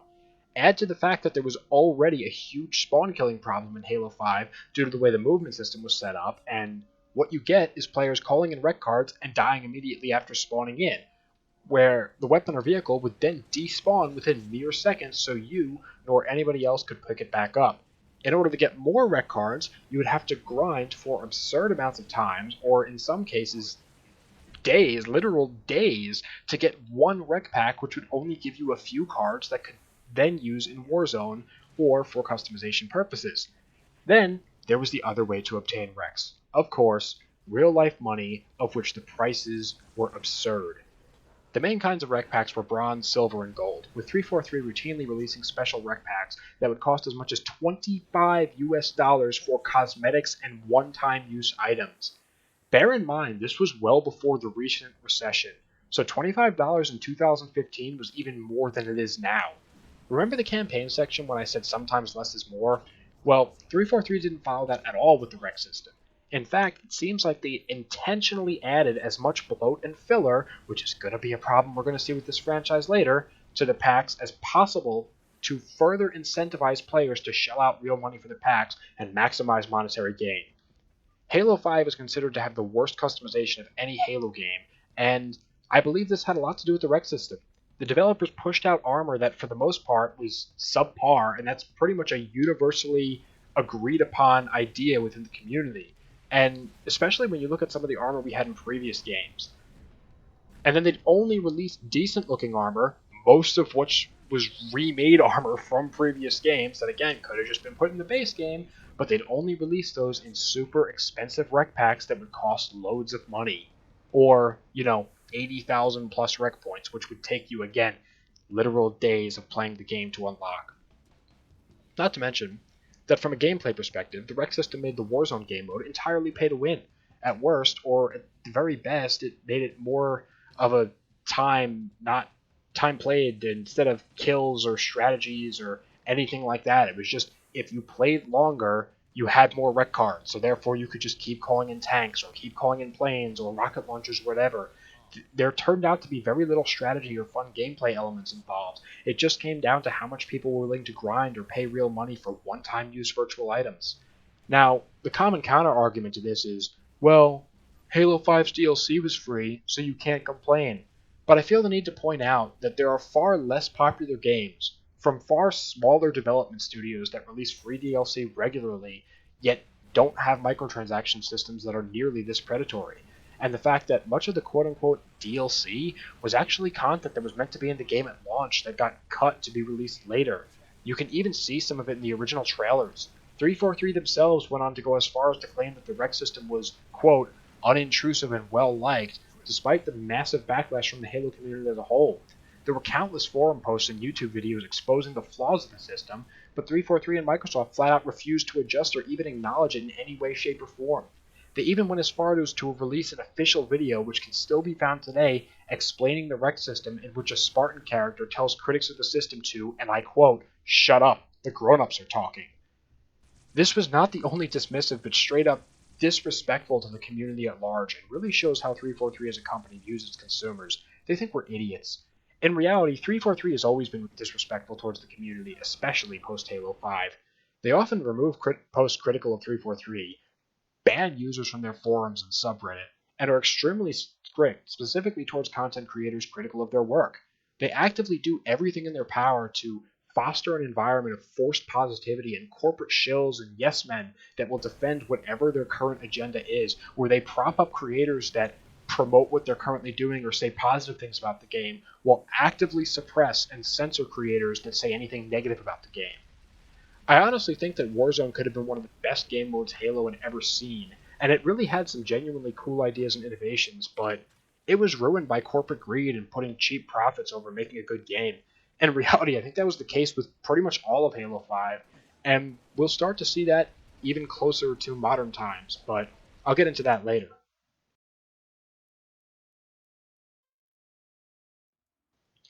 Between the poorly written story, the pitiful excuse for DLC, delayed content, bad gameplay design, and lack of empathy or respect displayed by 343 staff, I can honestly say that Halo 5 was one of, if not the worst Halo game to date, and that is why I really started to lose all hope in this franchise then. But there would still yet be another glimmer of hope on the horizon for longtime Halo fans, something no one, including me, really expected. Halo Wars 2. The first Halo Wars had a mixed reception back in 2009, and I and many others didn't expect there to ever be a sequel. But in late 2015, we were proven wrong. I remember sitting in my chair in front of my computer and seeing that first initial trailer with the return of Red Team and the reveal of this mysterious new leader called Atriox. I literally jumped in my chair laughing with so much glee I nearly fell over. The original Halo Wars is one of my favorite RTSs of all time, so to see that there was a Halo Wars 2 being made, I was nothing short of ecstatic. Now, I won't talk too much about this game, as it's mostly not developed by 343, rather it was made by a company called Creative Assembly, but 343 did have some involvement to my understanding, and the game was still developed under Microsoft's umbrella, and there are a few things that need to be addressed. The first being that Halo Wars 2 is a damn good game, and I highly recommend it. But there's a problem. It's not on Steam. In fact, it is only on the Windows Store, which is notorious for having slow download speeds, DRM issues, update issues, and general bugginess. Needless to say, that partly because of that, Halo Wars 2 doesn't have a very large player base on PC. In fact, it's the only Halo game other than Halo 5 to not see a Steam release, even after all these years since its 2017 release. The other problem with Halo Wars 2 is, once again, we have a card-based microtransaction system that somehow manages to be worse than Halo 5's rec system. Except now they're called Blitz Packs. designed specifically for the new Blitz game mode. A mode that seems to have been ripped straight from a mobile game that's a King of the Hill styled RTS, where players can once again call in cards to get infantry units and vehicles on the battlefield. But there's a catch. While your cards are no longer one-time use like they were in Halo 5, getting duplicate cards in Blitz packs can now increase the unit levels. Unit levels that are more leveled up are significantly more powerful than lower level units, so you can literally pay real money to have objectively better units that do more damage, or take more damage, or have more speed, or whatever. And I also want to add, with Halo Wars 2, there was no free DLC. I should also note that only one tiny map was ever made for the Blitz mode, so players were expected to spend real money on these packs, or unlock them through gameplay, which could take a good amount of time, all for something that only had one map. This lack of content, however, wasn't restricted just to the Blitz mode, as it bled into the regular multiplayer as well. Halo Wars 2 had quite a lot of DLCs, including mission packs, loads of new leaders, and one that straight up added a new Banished campaign, but even after buying all those DLCs, you were only left with 11 maps. That's it. Later on with the final DLC, they added the Firefight mode, which also only had one map. So in total, we have 11 multiplayer maps, one Blitz map, and one Firefight map. For a game that if you bought all the DLCs would cost you well over $100, even after it had been out for a while. Like, this game never goes on sale. But that's all I really have to say about Halo Wars 2. And much like MCC's initial launch, I have to place most, if not all, of the blame on Microsoft for this one. They were just being greedy and wanted to push out a game that would make money. Overall, I'm glad that Creative Assembly were the main developers behind it, because thus far, everything that 343 has made has kind of sucked. But now it's time to look back at the Halo Master Chief Collection for the second time.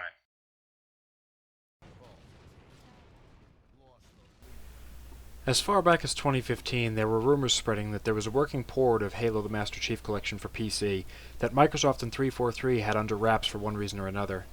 Many popular YouTubers at the time speculated that 343 was sort of hiding it due to the colossal failure that was the original 2014 launch on the Xbox One. Finally, on March 12th of 2019, we got to see confirmation in the form of a trailer on YouTube, confirming that in fact, not only MCC, but Halo Reach would be coming to PC later that year. Once again, I was jumping for joy with a renewed sense of hope in the franchise.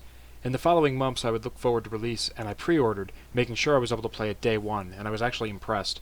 343 had taken the approach of it's ready when it's ready, and decided not to rush things, instead opting to release a new game to the collection on PC every couple of months with Halo Reach.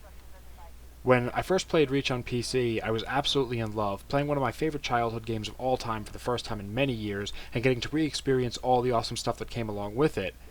They even fixed the matchmaking system, finally allowing players to actually select which game from the collection they wanted to play in multiplayer. Imagine that.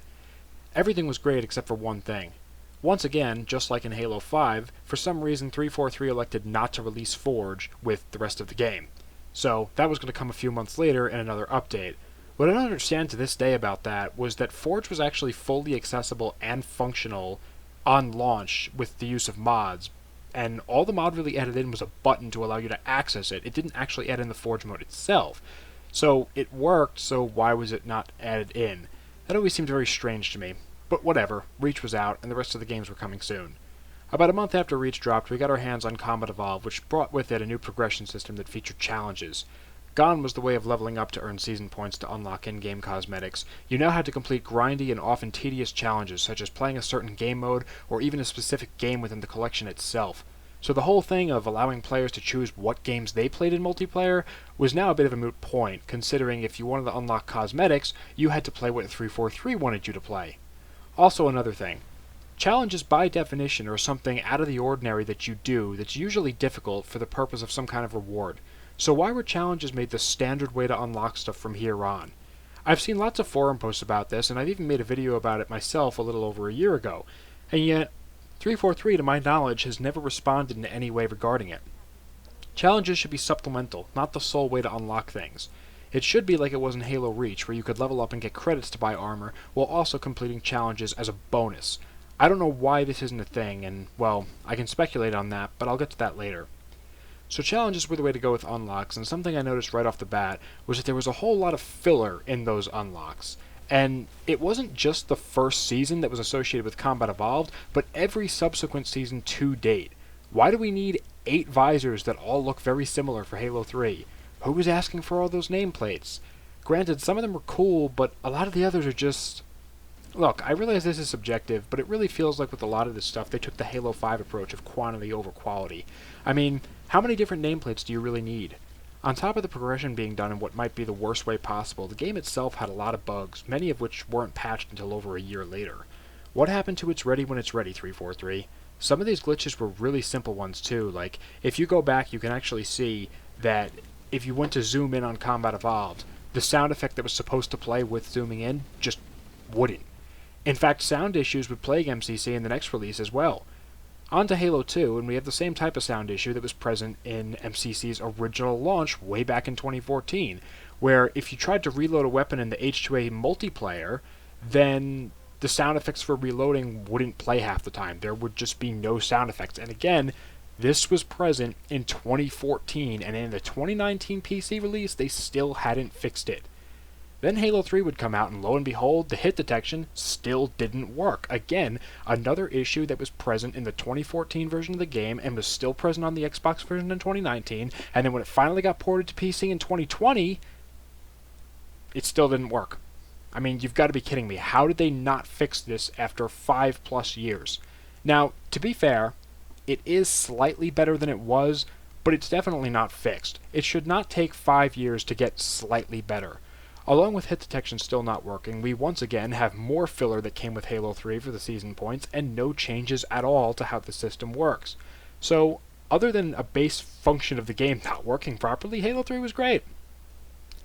Now this next one really pisses me off. Halo 3 ODST. It was basically shadow dropped, where 343 released it seemingly out of nowhere, early, which to me wasn't really that big of a deal, but I can see why it was to some. But what pisses me off the most about this release is this. There was supposed to be this really cool police lights nameplate that was in the test flight, like it actually looked like they put effort into it, and they've removed it in the final release of ODST because they said it could have been deemed offensive because of current events at the time, even though the police lights were not meant to glorify police nor demonize them in any way. They really had nothing to do with anything. They were just a representation of the game's in-universe New Mombasa Police Department, a minor faction that's prevalent throughout the ODST campaign, but then they removed it because somebody might get offended. Keep this in mind for later, as while 343 perpetually tries to appear woke and politically correct, they'll do something related to nameplates more recently that, well, we'll get to that. Other than the nameplate issue, ODST's release went well enough, everything seemed to work properly. They even added another season worth of unlocks that, for the first time ever, actually wasn't that bad with filler content this time around, but the nameplate thing that really annoyed me personally, because I don't like seeing censorship in video games, especially something over as innocuous as red and blue lights. Then came Halo 4, and the multiplayer side of things worked pretty well, all things considered. The hit detection was spot on, and by this point, MCC had a well-established matchmaking system, so on that front, I have no complaints. But where Halo 4 suffered was anything that didn't have to do with the multiplayer. Two glaring issues I saw were that the cutscene that plays during the mission aboard Infinity, where Cortana yells at Del Rio on the bridge, was just completely broken. For some reason, it was like the detail in all the textures were gone, and the brightness was turned way up. Like, it was painfully obvious that this cutscene was not functioning as intended. And I don't see how 343 could have missed this, and I was once again left asking what happened to It's Ready When It's Ready.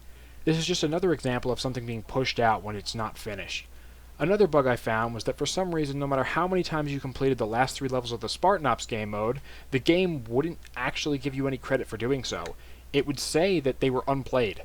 It would just say that they had never been completed at all, regardless of what difficulty. I tried it on every single difficulty, and it just wouldn't give you credit.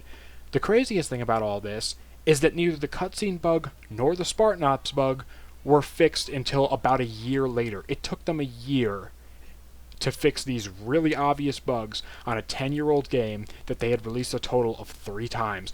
Once on the 360, once on the Xbox One, and now on PC, and they still couldn't fix this for a whole year. I don't know why it took them so long, and to my knowledge, there was never an official response from 343 or Microsoft as to why there was a bug like that in the first place, and why it took them so long to fix, but I'm just going to have a guess and say it was either incompetence or they just didn't care. After Halo 4's release, MCC was left in a kind of state of limbo where nobody really knew what was going to happen next, as that was the last Halo game planned to be added to the collection. Then 343 went and added in a bunch of new armor that had absolutely nothing to do with Halo. And the armor was only for Halo 3 and Halo Reach. It came as part of a season with yet more things to grind for, and now 343 introduced armor bundles that cost 20 season points to unlock one set of armor. I can't help but feel like this was just a test to see what people would put up with for Halo Infinite. Now, for the armors themselves, I think some of them look pretty cool, but at the same time, they just feel really out of place for a Halo game. I know there's the option to turn the new armors off and not have them appear, but that applies for all new armors, not just these medieval-themed armors, all of them. And I like having some of the new armor in-game, like I like the SPI armor that they added, because that's actually part of the Halo universe. I don't like seeing loads of Skyrim-esque Game of Thrones-looking stuff in a game about shooting aliens 500 years in the future. It just doesn't fit. But at the end of the day, it's far from the worst thing 343 has done, but it does disappoint me that they chose to spend development time making Skyrim armors rather than fix Halo 3's hit detection that, if I've not already mentioned 100 times in this video, is still broken to this day. But hey, at least we have new skins on top of other dozens of skins, nameplates, and whatevers that we won't use. So after 343 dropped the new armor, there was a period of silence where we didn't hear much about the game for a few months, when around October of 2021 we got word that Flood Firefight was going to be a thing for MCC. I got access to the test flight, and when I played it, it was beyond a little rough around the edges. You had flood forms just running into walls, standing still, and spawning in parts of the map that were inaccessible to the player, which literally made the match unplayable at times. To 343's credit, they did do the right thing and didn't release the update in the state that it was in.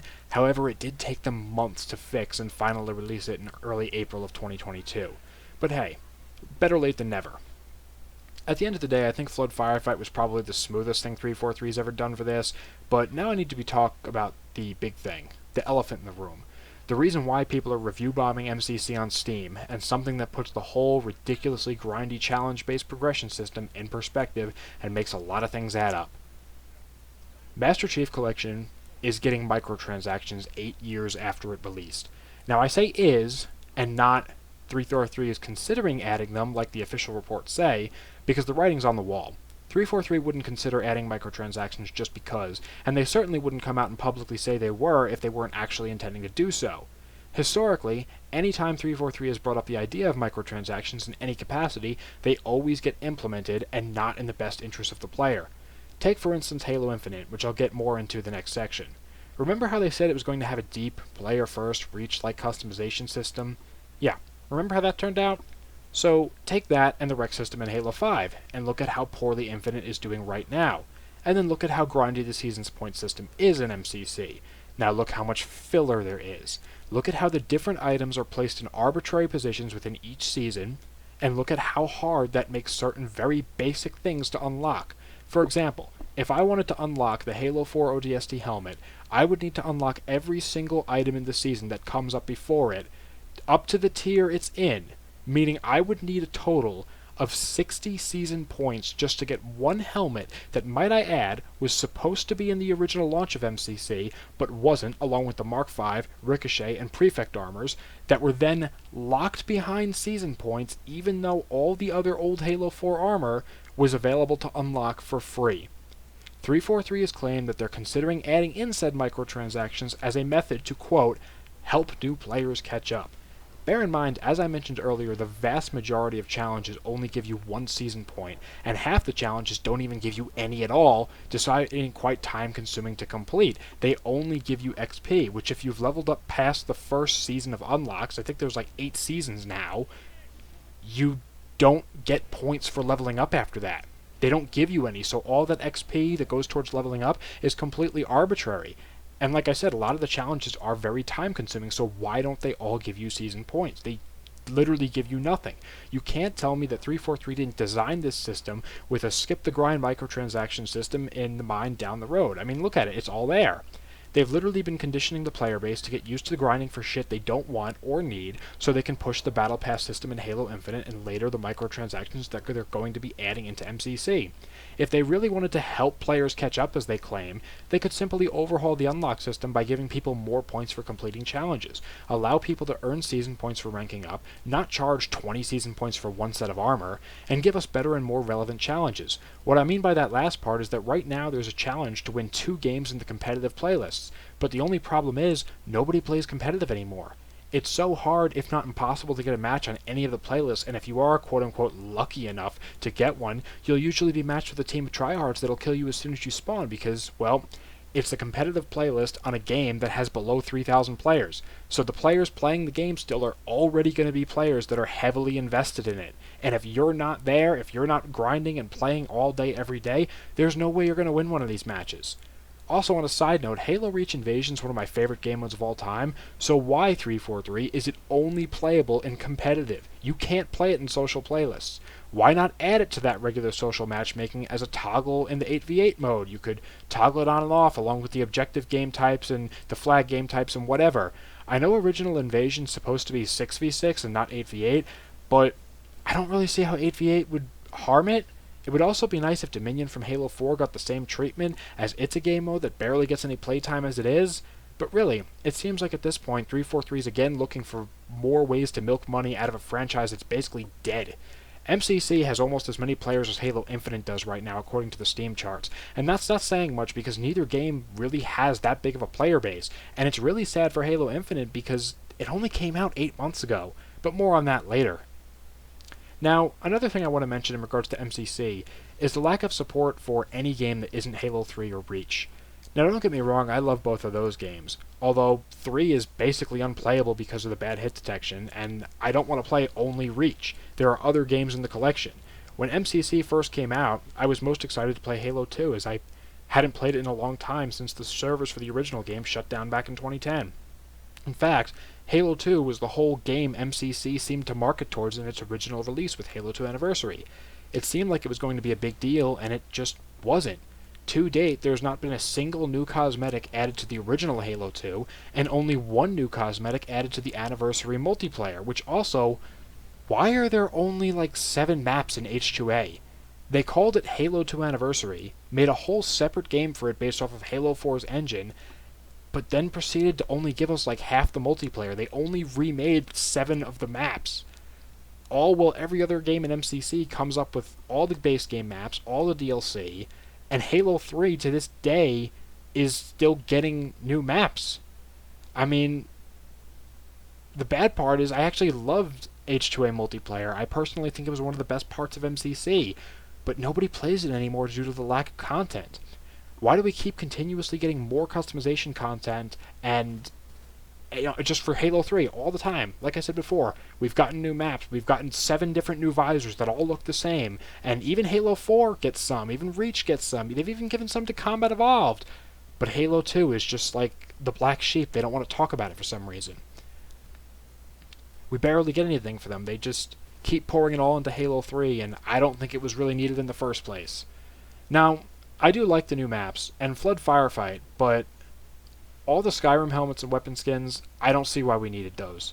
Especially, as I said before, when you have a game whose hit detection's still buggy 8 years later. Fix what's broken before you add more crap.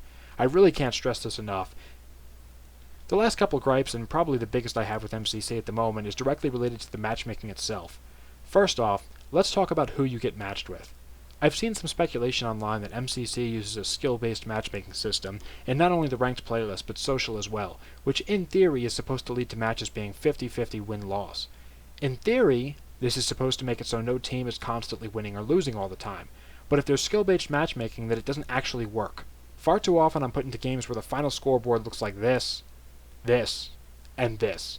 This happens all the time, where one team completely dominates over the other, while the one team is full of MLG wannabes, and the other two is full of what I've seen people on the Waypoint forums refer to as Game Pass Garys, players who have little experience with Halo and just join matches via Game Pass, not knowing how to actually play the game. This setup isn't fun for anyone. In fact, I would argue between this and hit detection issues, they're the number one thing driving players away from MCC, because A, it's not fun to be on a team with Game Pass Gary, and B, it's also not fun to be on the team that's winning all the time, because then it gets boring, especially when half the other team starts to quit, which brings me to my next point. Quitting.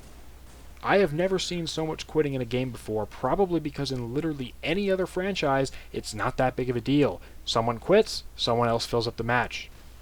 And I'm not actually opposed to people quitting matches when they aren't having fun anymore or they just have something else to do. Like I said, you can do it in any other game. The only time I really get annoyed when people quit is when the match just started and then people quit out. But the bigger issue is the fact that there's no join in progress at all in MCC.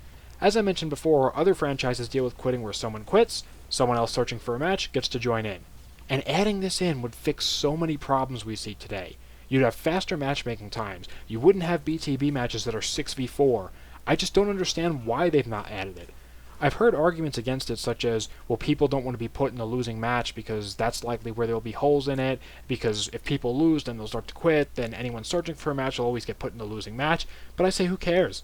As I mentioned before, at this rate, the amount of unwinnable matches where the game basically devolves into getting spawn killed and waiting for the respawn counter to be over is already an issue. So at this rate, just add a join in progress feature. There's only 3,000 people playing this game daily. Who cares? The original Halo 4 back in 2012 had it, and it worked decently, and quite frankly, I don't remember getting into so many losing games like I do now. 343's current approach to dealing with the quitting problem is horrible. If you quit too much, or oftentimes just one game, they'll ban you for a few minutes, but what does that accomplish? You had someone who clearly wasn't enjoying the game, so you then prevent them from playing the game they already wanted to stop playing. What does that solve? On a slightly different note related to betrayals, why are they still a thing? After Halo 4 removed friendly fire in 2012, and for the most part, it worked out fine. Sure, there were the odd trolls here and there that would back people into corners and make it so they couldn't move, but that was rare mainly because it was difficult to do. Now you have players that constantly team kill either intentionally or because they're careless and throw grenades without looking where they're throwing them. Then worse than them, you have players that will take advantage of the system, and they'll follow you around the map and do just enough damage to get your shields down, and then let the other team finish you off just to troll. On top of all this, if you betray them, then the game automatically kicks you half the time. It doesn't even give the player who was betrayed the option to forgive like it used to back in the classic game days. I mean, sometimes accidents happen. I've had matches playing with friends where one of us accidentally kills the other in a heated battle where both teams are piling on top of the flag or the bomb site, and then the game will kick or ban whichever one of us accidentally killed our teammate, even when we didn't want them to be kicked. If we would have had that option to forgive, we would have just pressed the forgive button.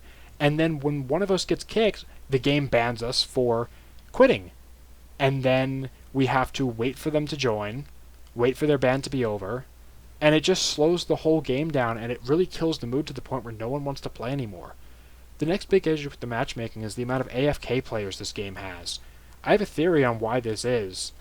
343 made the challenges the only way to unlock anything, and they've made said challenges require you to play a certain number of games to beat them and or play game modes or even straight up games that people may not want to play. Maybe someone doesn't want to play objective game types on Halo 2 or Halo 3 or whatever, but then they have to. So I think some players are essentially cheating the system by searching up these games, going AFK through the entire match in order to complete the challenges. And then they, get the unlocks, they get the season points. Now, this is just a theory, but it's just that the AFKing is so prevalent, and I've never seen it so common before in a game before. It happens in almost 75% of the matches I get into. There have been more than a handful of 4v4s where I'll get into it and I'm the only one on my team playing. So out of 4 players on a team, only 25% of them are actually playing. These players ruin the game. They really do. I mean, when you get into 4v4, you have, even when it's not that extreme, you only have one guy AFKing, the one guy who sees the AFKer and says, screw this, and quits, and then one game past Gary, which, at this point, that's a pretty typical 4v4. And I'm not in any way defending the people who exploit the system, but at the same time, when 343 deliberately designs a challenge system that almost encourages that type of behavior, you have to ask, is the AFKing a symptom of a larger problem? And I think it is. Also, the fact that there's no reliable way to kick these players from the game is somewhat infuriating. There have been times where I've gone to grab some water before the match starts for maybe 30 seconds to a minute, and the game kicks me for being AFK. All while I've seen entire matches go by with half a team being AFK and somehow they don't get kicked. Not to mention the amount of bots that are in this game. If I recall, the very first video on my channel is actually talking about the Griffball bots that were very, very prevalent when Halo Reach first launched on MCC. And 343's quote-unquote solution to the problem was to just remove the playlist. They just removed Griffball as a playlist, and I mean, they didn't actually fix the problem. They just prevented people who actually wanted to play the game from playing. But that's 343 for you. I'm starting to think that 343 doesn't want this game to succeed because they'd rather more players move over to Halo Infinite, where they can make more money on the ridiculously priced microtransactions. With all the bugs, lack of content for anything that's not Halo 3, bullshit progression systems, spotty hit detection, unbalanced games, and general failure to address issues that have existed on this game since 2014, it really does seem like 343 is actively trying to destroy the old Halo games' legacies in favor of their new crap. I find it funny how they kind of did the same thing when Halo 5 dropped. Think about it. When Halo 5 dropped, the state of MCC was this. We couldn't choose which game we wanted to play in the collection. All the aforementioned problems were still an issue. There was no progression system at all back then. And they were really slow to address any kind of bugs even when Halo 5 was out. They should have put Halo 5 on hold. There was a big hashtag going around at the time called #SaveMCCFirst, and the whole idea was to put Halo 5 on hold until the game they already released was functional, and they didn't. It's like they were afraid, and perhaps justly so, that if MCC actually works the way it was intended, then Halo 5 would have failed. Or Halo Infinite would have failed, because MCC would be the better, more enjoyable, preferable game. And like I said, it's kind of valid. I admit this is a bit of a tinfoil hat conspiracy theory, but it would make sense. MCC is losing more and more of its population as the months go by at this point, and I feel like in a year or two, the multiplayer aspect of the legacy Halo games will once again be lost to time. And it's all because of 343's gross mismanagement and straight-up refusal to listen to feedback. I'm kind of done with this game. It's gotten to the point where it feels more like a chore to play than a fun game. 343 somehow once again squandered an opportunity to put Halo back on the map and redeem themselves in the eyes of the gaming community.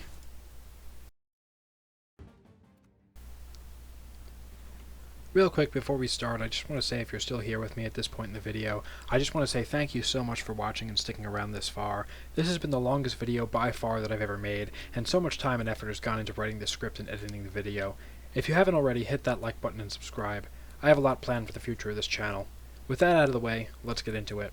So, Halo Infinite. Somehow this game disgusts me more than Halo 5. Now let me just start off by saying gameplay-wise, I think Infinite is actually quite good. I even said this in my videos back when Infinite was still in flighting, but everything else about this game is trash. The gameplay is solid, but there are so many problems the rest of it has, so let's just take the graphics for starters. It's 2022 and 343 releases a game that looks like this. Honestly, Halo Reach looked better, and that game came out in 2010. In fact, almost any FPS game looks better than Halo Infinite relative to the time it was released. Look at Battlefield 3, for example, from 2011, or Black Ops 3 from 2016. All these games look significantly better than Halo Infinite. Now, graphics aren't everything in a game, and I wouldn't say that Halo Infinite looks bad per se, but I just don't think they're up to par for a game that was developed by a major AAA studio that's owned by one of, if not the biggest megacorporation in history. It looks graphically more like a mid-budget indie game at times, and the fact that this makes it all worse is that 343 developed a new engine specifically for this game, yet the game still looks and runs poor. Despite the graphics set being quite dated, the optimization is just horrible. Every other game I boot up can run at max settings with no problems, keeping a steady 60 FPS, yet Halo Infinite, even when settings are lowered, constantly drops frames, stutters, and doesn't feel like, at all, a smooth experience, and I don't understand why. It's not that complicated of a game. There's not much that really goes on in the game world. Now, I recognize that games don't have to have the best graphics to be fun.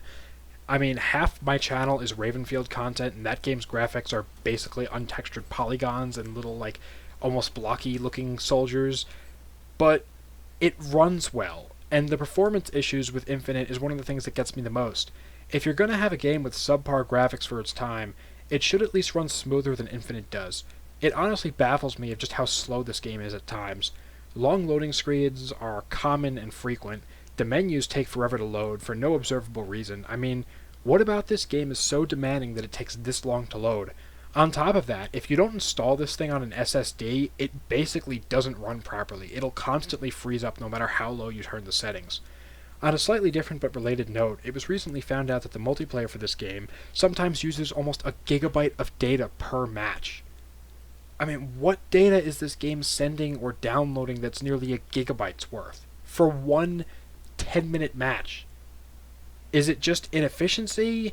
Is it some kind of spyware to sell or monitor our information? I mean, knowing Microsoft, I wouldn't really be surprised if it was. I don't know, but this game is easily one of the worst optimized games I've ever seen. So before, I went on a rant about the graphics. I said that the gameplay was solid, and it is. I actually quite like it, but there are a few glaring issues, some of which were only changed last minute. Like, for instance, why do we not have red reticles anymore? They were in the flight, so why were they removed for the final version of the game? They've been in every Halo game before Infinite, so why was this changed now?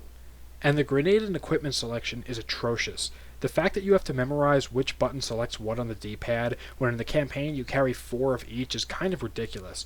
What was wrong with the setup we had in Halo 3 where we could simply just cycle through our grenades with the touch of a button? Now we have to press a minimum of 3 buttons to use the grenade or equipment we intend to.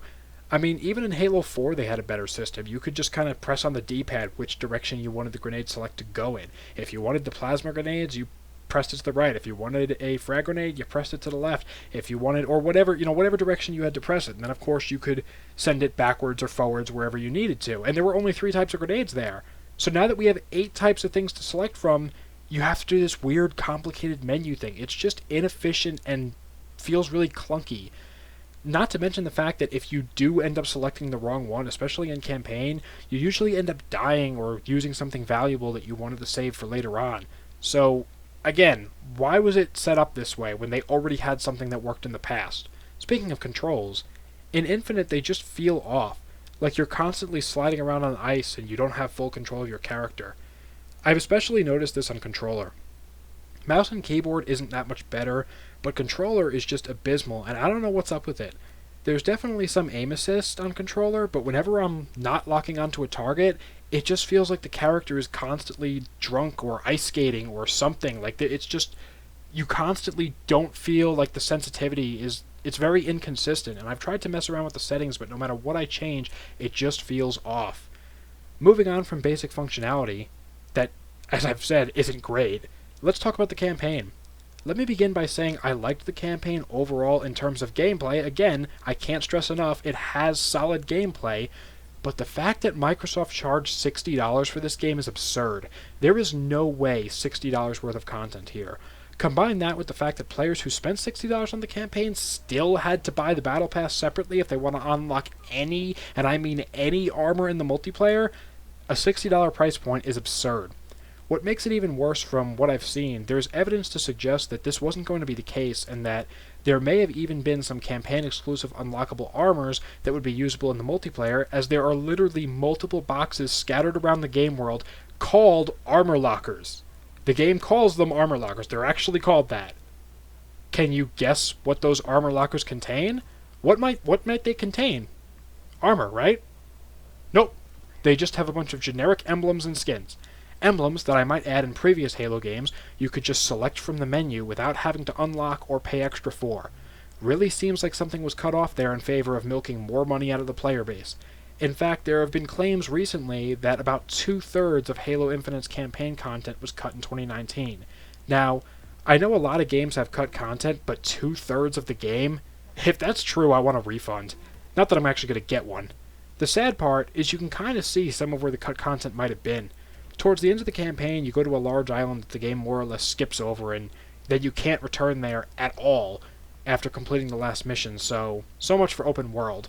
Not only that, you can see several other large islands in the distance that are unreachable by the player, but they're definitely physically there, and they're not just part of the skybox. If you try to actually go there, you just get the message that says return to the battlefield on your screen before being killed and sent back to your last checkpoint. Around the entirety of the map you can find areas that looked like there was supposed to be something interesting going on in them. Off in the distance you see a crashed Guardian, and the story is full of exposition and plot holes. You really do get the vibe that this game was cut into pieces. Pieces which I would be willing to bet will eventually be released as paid DLC later on. There's already rumors of that. Watch. Give them a year or two and I'm sure they'll release some campaign content, and I'm even more sure that we'll find out, just like Bungie did with Destiny, that said paid DLC was originally meant to be a base part of the game. The other issue I have related to the lack of content in campaign is the fact that this game basically only have two types of environments. And you've got this green foresty mountain and Forerunner interior, and then there's a really brief mission where you fight aboard a banished ship, but it basically serves as a tutorial level. So, like I said, essentially only two types of environments. Meanwhile, in Combat Evolved, which was released in 2001, you had snowy mountains, grassy plains, desert mesas, human ship interiors, Covenant ship interiors, Forerunner interiors, and swamps. And the bad part about that is that Combat Evolved is often criticized for being too repetitive in its level design, but yet it still has more diverse environments than Halo Infinite. So, what about the gameplay itself for the campaign? Well, it was alright for the first 30 minutes or so. It was a lot of fun, and then you realize just how boring and repetitive it gets. For starters, the weapon sandbox is small. The Forerunner weapons from Halo 4 and 5 are gone, except for the Sentinel Beam, which has made a return for the first time since Halo 3. Then you have a few banished weapons, and when I say a few, I mean a few. It never really made sense to me why we didn't see the Banished, a very brute-centered faction, not use any actual brute weapons other than the Gravity Hammer. Where is the Spiker? Where is the Brute Shot? What about the Mauler? What about the Brute Plasma Rifle? The former two we saw the Banished use extensively in Halo Wars 2, so why is it not here? What about Atriox's Plasma Mace from the Halo Wars 2 campaign? That would have been a badass new melee weapon, but we don't get to see any of that. We did get a few new weapons, but none of them really stood out to me. The shock rifle is basically a plasma pistol and a DMR's mutant love child. The stalker rifle is a poor man's carbine, and oh, that's right, the carbine and the DMR. Those are gone. They removed them. In fact, they've removed a lot of things. Why was the DMR, carbine, beam rifle, shotgun, SMG, Spartan laser, SAW, and Magnum all removed despite all being present in several earlier Halo games? In fact, every weapon that I mentioned in that sentence alone was all present within even Halo 5. And we didn't have a single one of those in Halo Infinite. And what did they add? What was new that they gave us? Many of these weapons were iconic in the Halo universe, and then they were removed and just replaced with what? The Commando? The most generic, shameless ripoff of any Call of Duty or Titanfall gun I've ever seen? I mean, it literally looks like the gun from the first Titanfall. It looks exactly the same. It has the same reload animation. They blatantly copied it. Then you have the Bulldog, which despite a massive amount of community backlash before the game came out, because people were unhappy that it was replacing the traditional shotgun that's been with us since 2001, 343 doubled down and still refused to add in the old shotgun. See what I'm saying once again, where 343 has changed something that didn't need to be changed and replaced it with something inferior that the majority of the community doesn't like? I really don't understand this specific company's need to constantly change things all the time to suit their own liking rather than the fan base's liking. Let's just look at Star Wars for a minute, okay? Do you know why The Mandalorian was so successful? Because it has a familiar story with familiar characters, equipment, locations, and aesthetics. The same weapons and gear we see in the original Star Wars movie from 1977 appears frequently in The Mandalorian. It maintains its image and doesn't try to be something it's not. Sure, there are some new things, but none of it replaces the things the Star Wars fanbase know and love. In some ways, Halo Infinite actually does returns to its roots and brings back classic designs of things like the Scorpion tank, the Pelican, and the battle rifle, but none of those things should have been changed in the first place. And also, in other ways, it just slaps us in the face and forces new things right down our throat. Like the shotgun, the new shotgun. Again, I really wouldn't mind if the Bulldog was a thing and all these new weapons were a thing, but the fact that they're replacing all the classic stuff is what bothers me and many other players.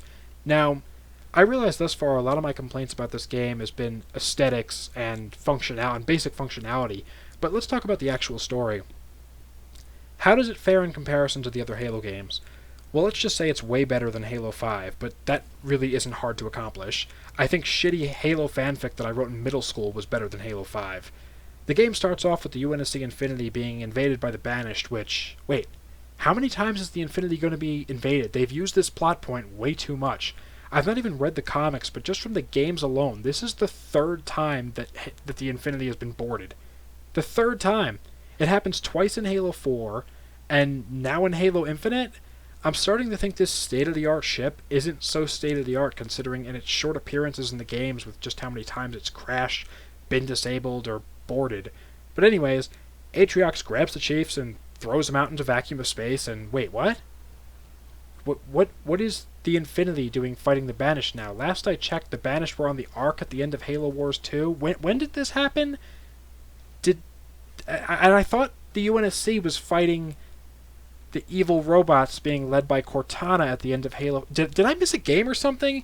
Is Halo Infinite supposed to be like Halo 7 and I must have skipped 6 by accident? Oh, no, I didn't. They just start us there, in the middle of a plot line that no one has any idea what's going on.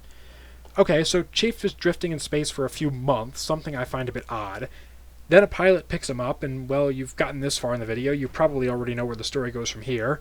For those of you who don't know, the Chief then goes to find this new AI, who is super creatively named The Weapon. That's what she calls herself, that's what she's been named, just The Weapon. Really generic. And apparently it was her job to deactivate Cortana, which she did. How, when, or what events transpired leading her to where she is when Chief finds her, we have no idea. 343 doesn't tell us. Look, I know what I said about Halo 5 and how I hated the story so much, but they can't just ignore it like it never happened.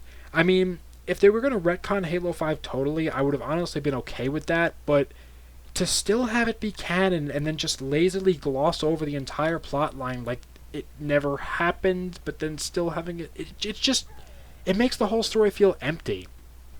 So anyways, we find out the Banished are trying to salvage more resources for themselves from the Halo ring that we're apparently orbiting. Well, I gotta give them props here. It is nice to finally be fighting on a Halo ring again, considering, well, that's literally the name of the game. In fact, this is a more minor gripe that I don't think I've mentioned yet, so sidetrack. Why is it that in both Halo 4 and 5 we didn't actually get to ever fight on a Halo ring? That's kind of weird. But back on track, Chief's job is to fight the Banished and rally Marines left from the Infinity, which has apparently been destroyed. Over the course of the game, we see a bunch of visions that are basically memory fragments from Cortana, where we learn that she did some really bad things when she was in control of the Created after the events of Halo 5. I have to admit, this wasn't the worst way to tell the story, but I really would have liked some clarification as to what happened with the weapon before you found her, even if it was just some expositionary dialogue thrown in here or there, but anyway, that's basically what these visions are, exposition. I have very mixed feelings about this because they're done incredibly well. The performances by the voice actors and the way they go about showing them are top tier, but there's just too much of it in sometimes the wrong places.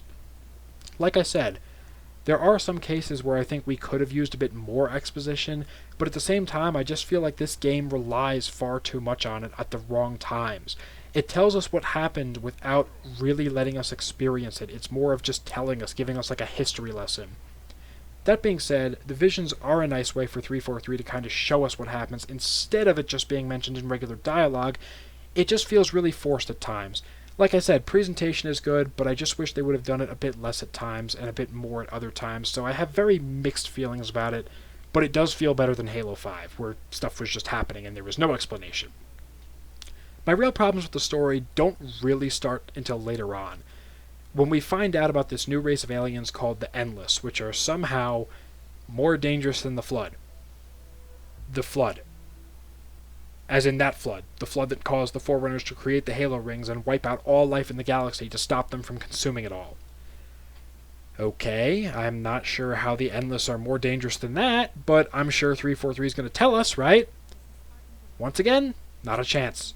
Really, the amount of detail just left out from this point on in the game is really upsetting. It feels like the second half of the game was rushed, and this is a pattern with 343 where they bring up plot points and then sweep them under the rug, never to be mentioned again. They did it in Halo 4, they did it with Halo 5, and now they're doing it in Halo Infinite. So now we have the Harbinger, which is our new villain, which cannot be more of a generic evil alien. She's supposed to be the leader of the Endless, who were imprisoned on the Halo ring by the Forerunners for some reason, and she wants revenge and allies with the Banished to find some technology that will help her free her people. I think that was what was going on. It's really not made very clear what her goals or motivations are, other than the fact that she just hates the Forerunners for imprisoning her, which I guess fair enough, but then she just hates the humans because then you have the Banished.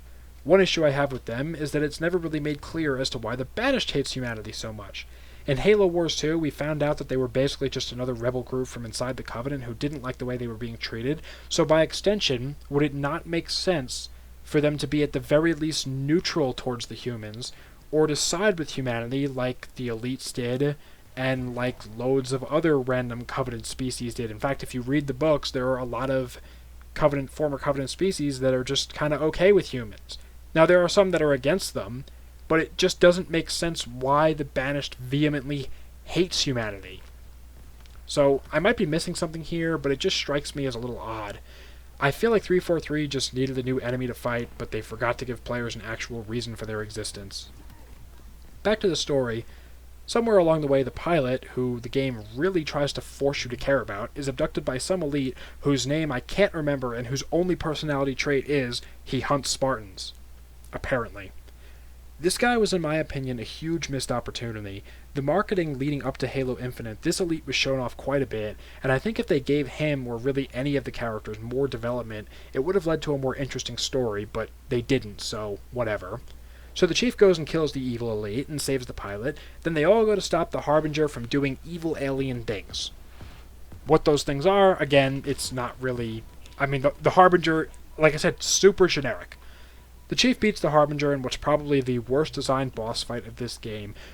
Which, side note, I couldn't get footage for this part because for the first time in 20 years, 343 made a Halo game that doesn't let you choose what mission to play. If you want to replay a mission, you have to go back to the beginning of the game and restart the entire thing. Great. So after the big fight with the Harbinger, we find out that apparently Cortana was not actually killed by the weapon, she was just locked down, but then it turns out that despite the rest of the game having you believe Atriox died during the battle on the Infinity, he didn't. He actually captured Cortana off-screen, where she then self-destructed to stop him from getting access to the Halo Ring's greater functions, since she still had the activation index from the previous games. Apparently she decided to be a good guy again, for reasons we're not told, other than basically she feels guilty. For more reasons we're not exactly told. We also never get to see what happened to the Warden from Halo 5. See, this is what I'm talking about when I say that there's too much exposition at times, and it feels like most of Halo Infinite is just the player finding bits and pieces of the story they would have rather experienced, rather than the one that we got to experience, but we only get to see it through visions or flashbacks. Then on top of this, 343 again walks back on the story with Cortana. In Halo 4 they killed her, in Halo 5 they brought her back again and made her evil, in Halo Infinite they made her alive, then no dead, then no evil, and then good, and then finally dead, and they don't know where they want to go with that. I mean, they really dropped the ball yet again with Infinite.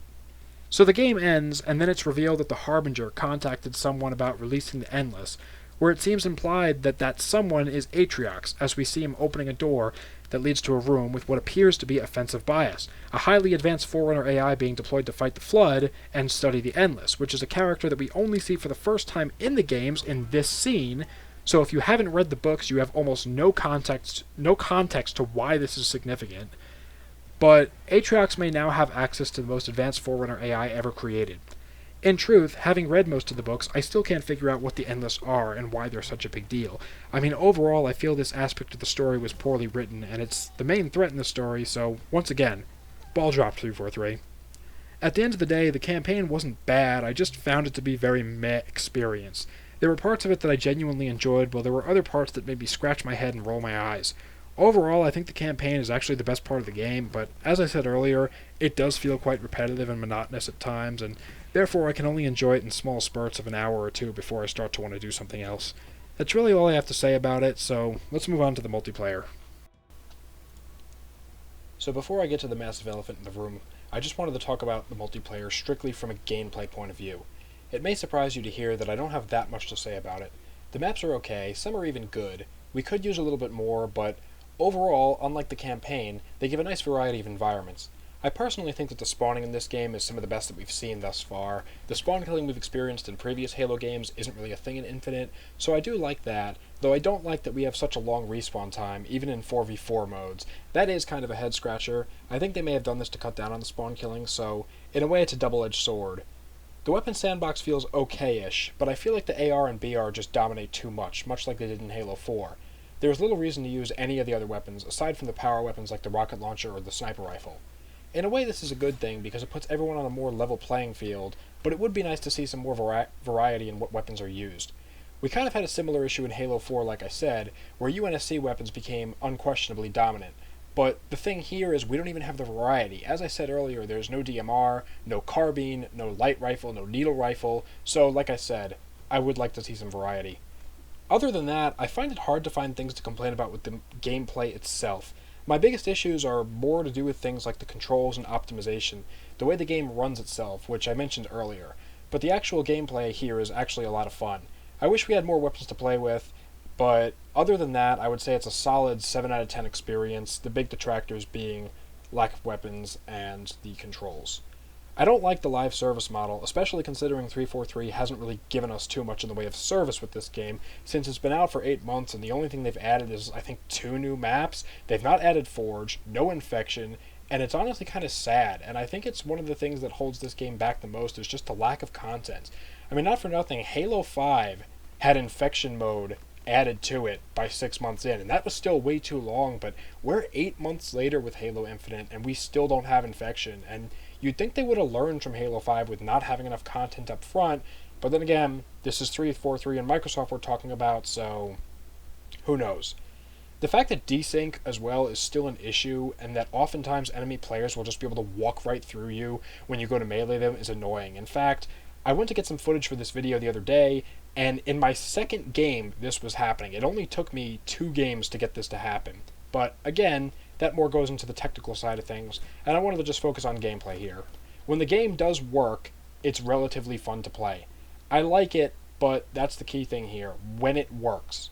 Add to that, like I said, the lack of content, and it just doesn't keep me or many other players' attention. But now, we get to address the elephant in the room.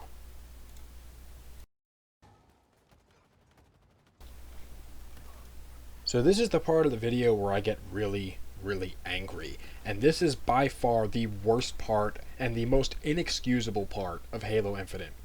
So as I touched on earlier, even if you spend $60 on the overpriced campaign, you still had to buy the Battle Pass separately.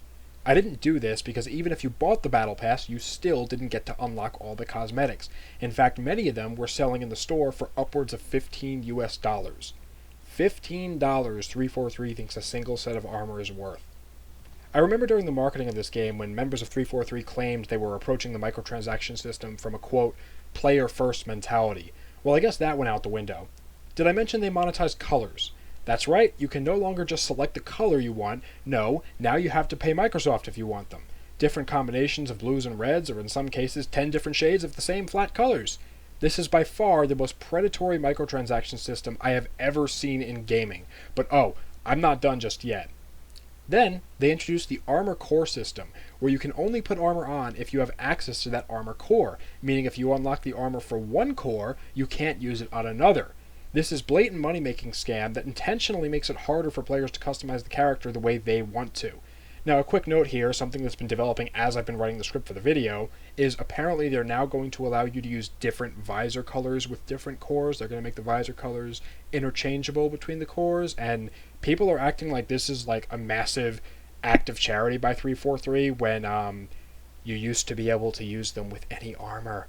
Literally, do it in Halo 4, do it in Halo 3, do it in Halo Reach. You could do it with any armor. This is a step backwards. This is still a step backwards. It's too little too late. At one point before the game was out, 343 staff had assured the community that purchasing things with real money wouldn't be the only way to unlock things, but well, that was a lie. In fact, the vast majority of cosmetics, aside from the few free shitty ones they give you, are paid only. There is no way to get them for free through normal gameplay like the devs had promised us. On top of all this, I had read from people who bought the Battle Pass that the whole system's incredibly grindy. Even when you've paid real money, you still have to do absurd challenges to unlock customization options, just like an MCC. But I've heard the challenges are actually worse somehow. One of the worst offenders of this system is the XP boosts. You get these through microtransactions or unlocking them in the already paid Battle Pass. Yes, you have to literally pay for XP boosts, something completely arbitrary, but they do what they say they do. They give you more XP for a set amount of time. The only problem is that the timer for them continuously counts down even when you're waiting in the lobby to find a match. If you know anything about how well Halo Infinite's matchmaking system works, well, then you would know this could very well end up using nearly half your XP boost. Half of your XP boost used, just sitting there, waiting for the game to connect you or not boot your friend out that you're trying to play with, which it does constantly. Well, I guess 343 wants you to head over to the store and buy more boosts. Like I said, it can't get any more blatant on how much they just want you to spend real money. And again, this isn't the whole, oh, well, the game's free to play. The game is not free to play, okay? The regular multiplayer you experience that you get with the free-to-play aspect of the game is like a trial mode. You have to pay. You still, like I said, campaign is still the price of a full-priced game. So it's not fucking free. I've made videos in the past about Halo Infinite's microtransactions and the egregious things that have been implemented to accommodate them, so I really don't feel that there's that much more I could say about them. Like I said, they're there, they're expensive, and 343 has repeatedly doubled down on them, and they aren't going away. You know, there was outrage about the whole coding system a year plus before the game was even out, as soon as people heard about it, and 343 and Microsoft shoved them in there anyway, because you know what? They don't care. Like I said, they want money, and I can't really say much more about that. We can boycott them all we want, but at the end of the day, due in part to the free-to-play model of Halo Infinite's multiplayer, there will be plenty of little kids or man-children that will continue to buy the various stupid cat ears and pineapple skins, and Microsoft will be rolling in money because of it. This game isn't for us anymore. There's nothing we can do as a player base to fix it, and I really wish there was, but there just isn't. Microsoft has made it abundantly clear that they don't really care about making a good product, that Halo's just a cash cow now. Our complaints fall on deaf ears, or worse, in one and out the other. This whole game feels sleazy and cheap, and that's why I just can't bring myself to play it. Now, one thing I want to mention about Halo Infinite that I really didn't know where else to put this is a very recent development. Again, it happened as I was writing the script. 343, a company that's constantly trying to appear as woke as possible, as I mentioned earlier with the removal of police lights from ODST, they thought might offend someone, decided it would be a good idea to make a nameplate for Halo Infinite celebrating the end of slavery, and they named it Bonobo.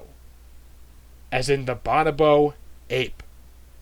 I wish I was making this shit up. Now, I'm not a fan of wokeness or cancel culture BS, but making a nameplate that strongly insinuates that there's a connection between black people and apes is, yeah. How about that? So that aside, I really think Halo Infinite could have been the game to bring Halo back because, I mean, really, a lot of the games could have brought Halo back. Halo 5 could have done it if they would have not had so much gimmicks to it and properly supported it. MCC could have done it if it actually worked.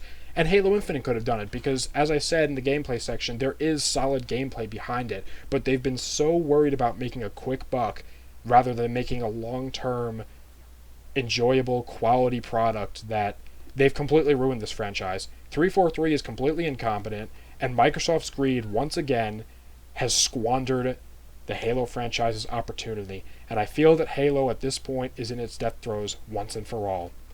But it still gets worse. Somehow.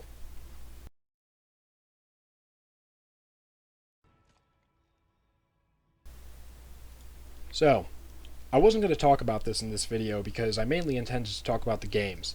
I really wasn't going to make this section, and I didn't want to, but I was sat watching TV the other day while taking a break from writing this script, and I realized that I had to address the Halo TV series just a little bit.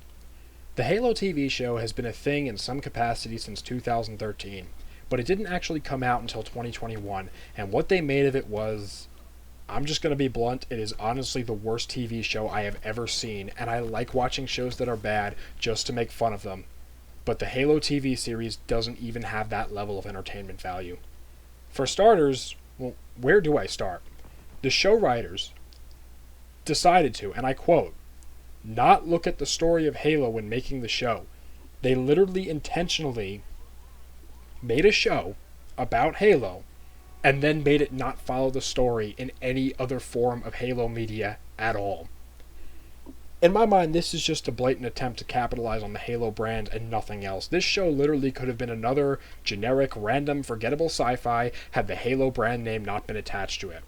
Then they took characters like Jacob and Miranda Keyes and made them look completely different from their game counterparts, if you catch my drift. If they did this to Sergeant Johnson's character, there would be outrage, and rightfully so. If you're going to make a TV show about a game with pre-existing characters and pre-existing lore, at least represent the characters the way they were originally written. Don't go and change them for the sake of some woke diversity bullshit. If you wanted black characters, you could have had them. They exist in the Halo universe. You got Romeo, you got Johnson, a fan favorite. I would have loved to have seen Johnson on the big screen. Like, that would have been great. But no, instead, they want to change pre-existing characters that we already have because 343. Moving on from this, I think one of my biggest issues with the show is who they cast as Master Chief. They could not have done a worse casting. They cast Pornstache from Orange is the New Black. I can't. If you've never seen... I'm going off script here a little bit, but if you've never seen Orange is the New Black, Pornstache is a character who's a prison guard, well known for just being a pervert and a sexual predator towards the female inmates. He's also just generally a really awkward creep. I mean, they could not have made a worse casting for the Master Chief. He doesn't look like... I mean, we saw a bit of the Master Chief's face in Halo 4. He doesn't remotely look like that. He doesn't look like a super soldier type. I mean... On top of this, the show writers, for some reason, made sure to not only show us the Chief's face right away. No. That wasn't enough for them. That's the other thing. They showed us his entire body regularly, and they weren't skipping anything. We see more of Pablo Schreiber's ass in this series than anything else, and it's kind of disgusting. Pornstache and his ass aside, the plot of this show is just downright awful. Seriously, who wrote this?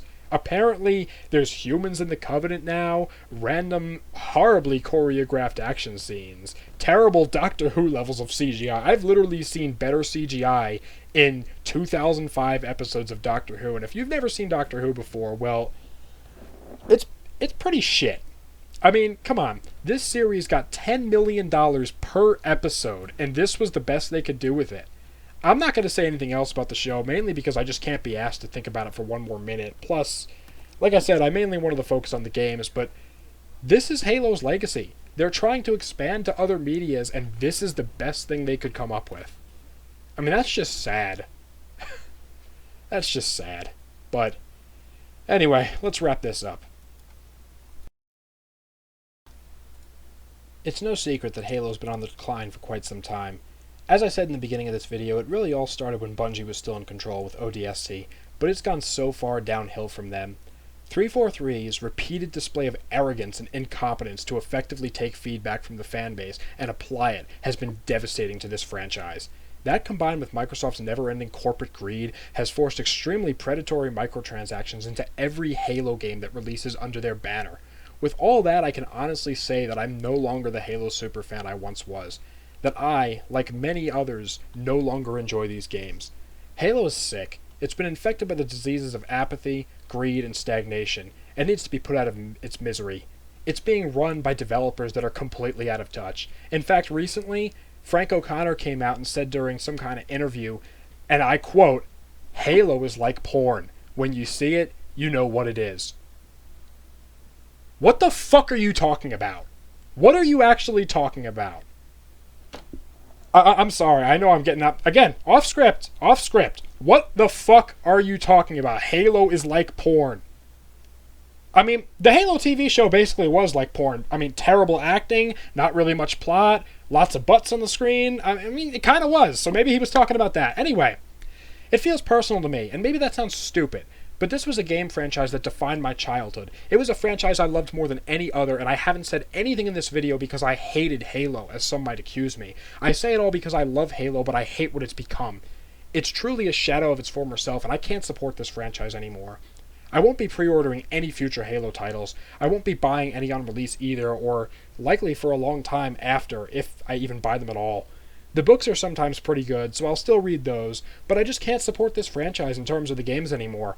I won't buy the Battle Pass for Infinite. I will never buy a microtransaction in a single one of their games. I never bought a Warzone microtransaction in Halo 5. With the rate things are going, I hate to say it, but at this point, I honestly hope Halo dies, because all that's left of it are a bunch of out-of-touch, big-headed devs.